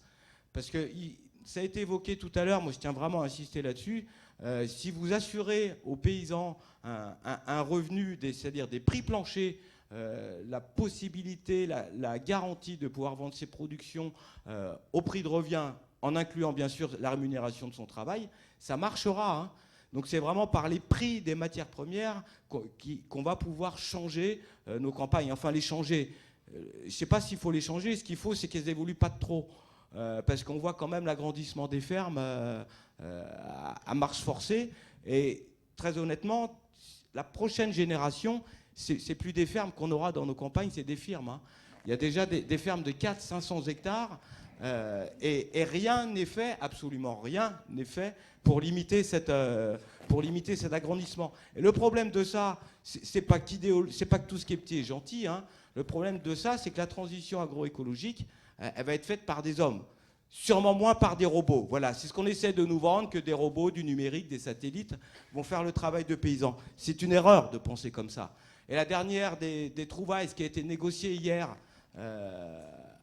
à Bruxelles, hein, messieurs Fesneau et Macron ont été à Bruxelles, c'était pas pour demander la fermeture des marchés et d'essayer de limiter la production pour les producteurs français. Ce qu'ils ont été négociés, c'est l'arrivée des OGM demain dans nos campagnes, dans nos champs et dans nos assiettes. Ce qui a été négocié, c'est le retour des néonicotinoïdes pour certaines filières. Donc voilà, à la question tout à l'heure, effectivement, on est très très mal représenté. L'agriculture est très mal représentée. Il est inadmissible encore, quand on voit les engagements collectifs. On voit bien, j'ai discuté avec plein de personnes d'entre vous en arrivant, il y a une énergie pas croyable, et tout ça pour se retrouver, diriger. Le représentant dans toutes ces négociations, c'était Arnaud Rousseau. Qu'il ait 700 hectares, à la limite, c'est même peut-être pas le plus grave. Ce qui est scandaleux, c'est qu'il est jugé parti. Il a été entendu à la commission du Sénat mercredi. À la question, pensez-vous qu'il faut encadrer les marges et les prix des denrées alimentaires? Sa réponse est « ce n'est pas raisonnable ». C'est tout ce que demandent les paysans depuis une semaine qui se mobilisent partout en France. Et lui, qui est censé nous représenter, dit non, ce n'est pas raisonnable d'encadrer les marges des transformateurs et des distributeurs. Ce n'est pas raisonnable de parler de prix rémunérateurs pour les agriculteurs. Voilà, alors je vous appelle tous, vraiment, c'est un cri du cœur, parce qu'à la Confédération paysanne, on essaie de se battre pour ça, ne pas lâcher. On a encore la chance d'avoir un focus sur l'agriculture, sur ce qui se passe dans nos champs, sur ce qui se passera demain dans nos assiettes. Voilà, il me semble important dans les jours à venir de continuer à expliquer ce qui peut garantir des changements de pratique, c'est un revenu dans nos fermes. Et là, ce qui a été négocié, c'est quelques mesures pour quelques-uns, principalement dans le nord de la France. Merci. On a, je pense, les 2 dernières questions du public. Marc Dufmy, vous vouliez réagir à ce qui vient d'être dit, c'était ça, non? Oui, excusez. Moi, je pense qu'il faut jouer sur tous les tableaux. Il est clair que l'éducation au consommateur, c'est décisif. L'éducation au goût dans les écoles, le jardinage très tôt dans les écoles pour que les gens apprennent la saisonnalité. Enfin, je veux dire, très tôt, l'éducation au goût, l'éducation de consommateur doit avoir lieu. Et c'est clair que, j'en reconnais, qu'il y a des gens qui pourraient manger bio et par exemple préfèrent changer de basket ou changer de portable tous les 6 mois. Ça, c'est des choses très justes. Et donc, il faut agir à ce niveau-là, l'éducation des consommateurs à l'intérêt général et à la bonne santé et à l'environnement. En même temps, je pense qu'il est utile que, par exemple, Terre de Liens, une association, une foncière aussi et autres, fasse l'essentiel pour que des jeunes agriculteurs qui veulent s'installer, pratiquer ces formes d'agriculture, parce qu'ils ont peu de capitaux, peu de surface, ils sont prêts, et c'est eux pour qui cette agriculture biologique, certes intensive en travail, pourrait être rentable, c'est de toute façon la seule façon de procéder, qu'ils soient correctement rémunérés avec évidemment l'accès au terrain sur une longue période, sécurisé et ce genre de choses.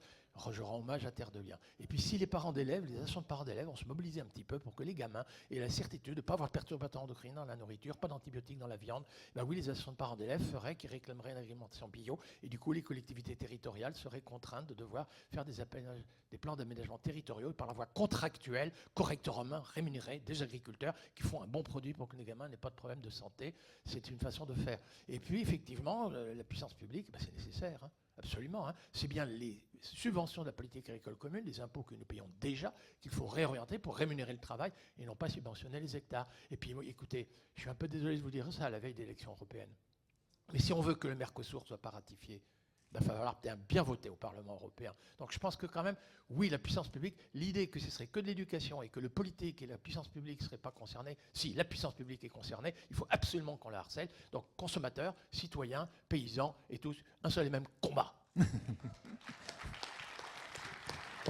On avait une réaction de Marie-Océane qui préfère attendre les dernières questions. Donc la dernière, je suis désolé, ce sera la dernière intervention du public parce qu'on est pris par le temps. Oui, la puissance publique, justement. Alors, on se demande parfois si ce n'est pas l'impuissance publique organisée. Une loi a été organisée en 2018 suite à 4 mois de travaux d'états généraux des agriculteurs, tous syndicats confondus, des transformateurs, de la grande distribution, des ONG.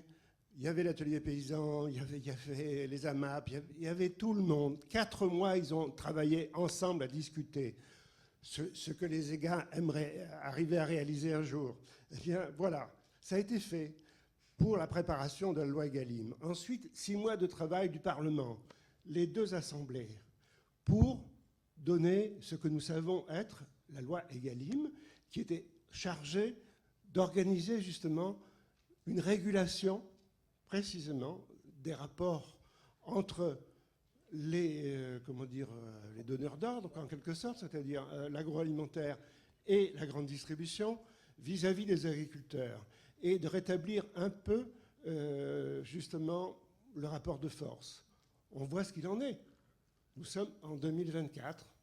6 ans après, tous les agriculteurs, y compris ceux du syndicat majoritaire, et largement majoritaire, montent au créneau. Ça ne va pas. Mais pourquoi ça ne va pas? Ce serait intéressant qu'ils s'interrogent sur le fait que leur syndicat, majoritaire pourtant, n'a pas réussi à régler le problème. Je me demande effectivement si on peut compter sur la puissance publique. En tout cas, actuellement, il me semble que non. Je me demande simplement si, nous allons en parler, je sais, à un autre moment, j'espère beaucoup là-dedans, justement, si ce n'est pas nous qui devons reprendre, effectivement, le pouvoir, tout à fait, c'est-à-dire nous organiser autant que possible. Bien sûr, ça va être très difficile à travers la sécurité sociale de l'alimentation, à travers les communs, comme le travail que fait Terre de Liens, le travail qu'a fait en son temps le GFA du Larzac, celui qui essaie de faire le groupement installé à Notre-Dame-des-Landes.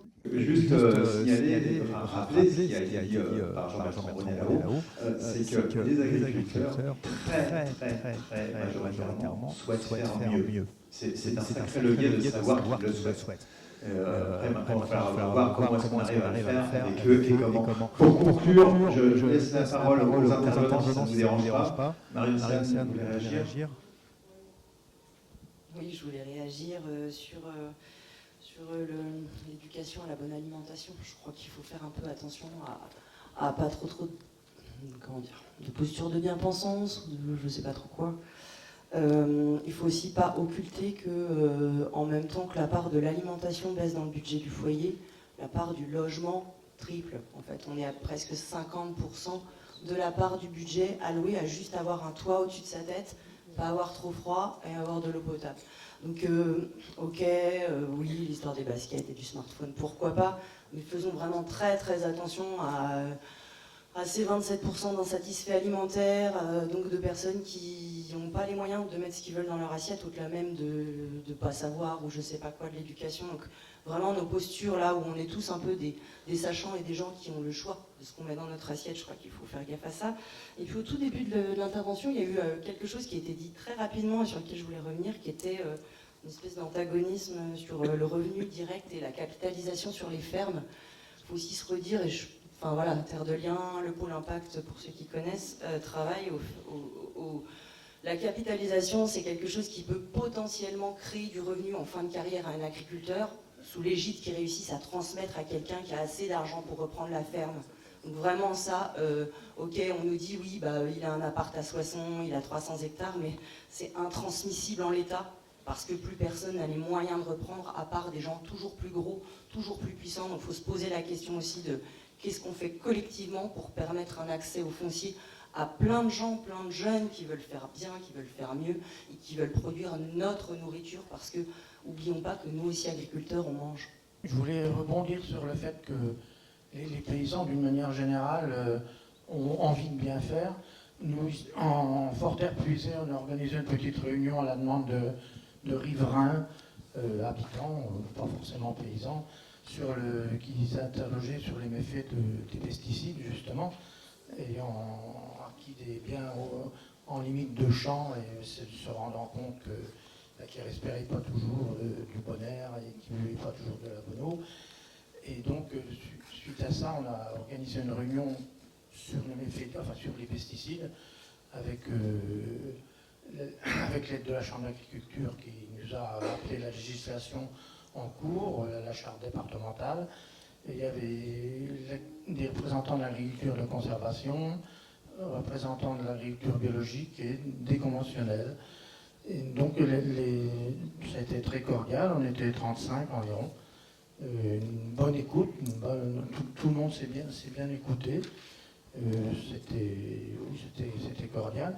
Et ce qu'on se rend compte, c'est que tout le monde a envie de bien faire. Principalement, moi j'ai remarqué déjà le nombre de personnes de l'agriculture conventionnelle, c'était bien qu'ils soient là, même s'ils n'ont pas dit grand-chose, mais ils ont écouté. Par contre, l'agriculture de conservation, on a eu affaire à des gens très motivés, très convaincus et très convaincants aussi. Bon, l'agriculture de conservation, tout le monde ne connaît peut-être pas, mais emploie toujours le glyphosate. Par contre, ils travaillent les terres d'une manière autre, et apparemment, moi je ne connais pas beaucoup personnellement, j'ai un peu découvert aussi. Mais bon, la structure du sol est beaucoup moins abîmée, paraît-il. Mais enfin, ce qu'il en ressort à la fin de la réunion, c'est que tout le monde a envie de bien faire, et la question qui nous est venue un peu à tous, les organisateurs, c'est l'agriculture reste à réinventer.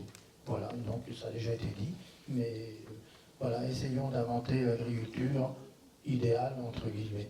Mais que les agriculteurs ont envie de bien faire, oui, et les consommateurs ont envie de bien manger. Donc en fait, on en revient quand même à une question de revenu. Alors j'insiste un peu là-dessus, mais il y a une question de revenus pour les consommateurs pour bien manger, il y a une question de revenus pour les agriculteurs qui, si on leur promet un revenu, feront bien. Oui, ça paraît assez évident. Je vais continuer sur ce que disait Marie-Océane. Il y a un volet qu'on a beaucoup occulté ce matin, mais ce n'était pas le sujet, c'était le sujet du foncier et du prix des terres. Et si je veux m'installer en agriculture, si je dois acheter des terres, alors déjà, il faut que je les trouve, parce que ce n'est pas simple. Et si je veux les acheter, ça va déjà faire un gros trou dans mon budget prévisionnel avant de pouvoir produire ne serait-ce qu'une patate. Et puis après, il me faudra l'outillage aussi pour produire ma patate. Il me faudra un hangar pour la stocker, etc., etc. Et du coup, ça représente un investissement énorme pour derrière une perspective, en tout cas au moins dans les 10 premières années à minima, pour un salaire quasiment pas zéro, mais pas loin, quoi. Enfin très peu. Et du coup, je voulais simplement vous signaler, pour ceux qui l'ignorent, que Terre de Liens est né en 2003 avec l'interrogation comment on pourrait faire pour soulager l'investissement foncier et soutenir l'installation de futurs producteurs bio. Bio, hein, Terre de Liens, c'est bio. Hein. Et ce petit truc, ce noyau dur qui est parti en analysant justement ce qui s'était passé au Larzac et ailleurs, parce qu'on n'est pas parti de rien, est arrivé maintenant en 2024 à, vous allez me dire, c'est peanut, hein, 300 fermes sur toute la France, c'est pas énorme. C'est pas énorme. Mais c'est représentatif de la solidarité d'une société pour les agriculteurs, et je peux vous dire qu'on n'a aucun mal à collecter à Terre de Liens, ça s'auto-alimente tout seul. Moi, j'ai jamais vu, je suis toujours sidéré de voir à quel point ça s'auto-alimente.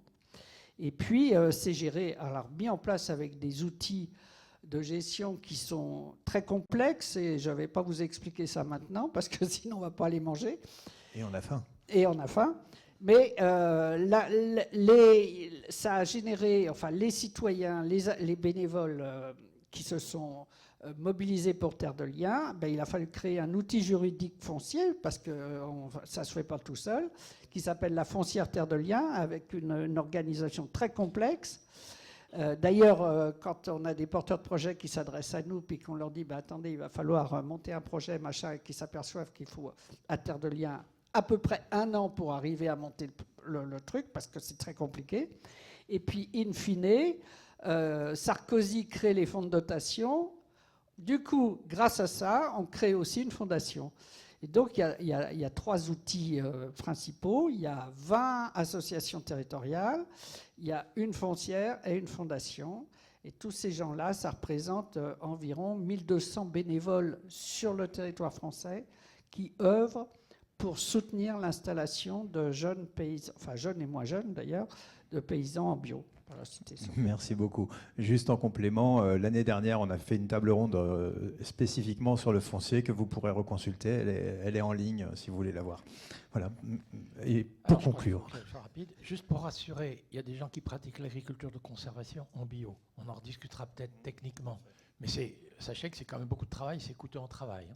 Mais des gens qui font de l'agriculture de conservation sans glyphosate, j'en connais. Et en nombre croissant, mais c'est encore epsilon. Il faut être honnête, très peu nombreux. Juste, je réagis sur l'histoire du prix plancher, parce que je voulais réagir tout à l'heure et j'avais un peu oublié. C'est le principe même du commerce équitable. C'est comme ça que dans certains pays, avec le café, le cacao, la vanille et autres, des producteurs là-bas s'en sortis grâce à ce prix plancher. Et c'est ouvert à des produits français aujourd'hui. À Biocop, vous avez des produits qui sont doublement labellisés bio et équitable. Mais alors, sincèrement, savoir que c'est les gens vertueux qui vont payer 2 certifications, une en bio, une en équitable, alors que moi je souhaiterais que les pollueurs soient taxés, moi ça m'insupporte. Je rends hommage au commerce équitable, j'ai présidé la plateforme du commerce équitable pendant longtemps, mais nos combats sont largement insuffisants. Et moi je pense, écoutez, juste une proposition, on taxe les engrais azotés de synthèse, et ce malus, on rémunère la légumineuse. Les agriculteurs se trouvent avec une fertilisation chimique plus chère, une fertilisation biologique rentable. Vous ne pensez pas que la transition, le basculement vers l'agriculture biologique ne serait pas un peu plus rapide? Oui, oui, le rôle de la puissance publique, ça reste nécessaire, mais ce ne sera nécessaire que si nous, on arrive à se mobiliser pour gagner. Merci. Pour parler commerce équitable, demain on aura Stéphane Comard qui est l'un des membres fondateurs et administrateurs de la marque Éthicable qui sera présent pour réagir. Merci beaucoup à tous, merci au public d'avoir été si interactif. À tout à l'heure, 14h.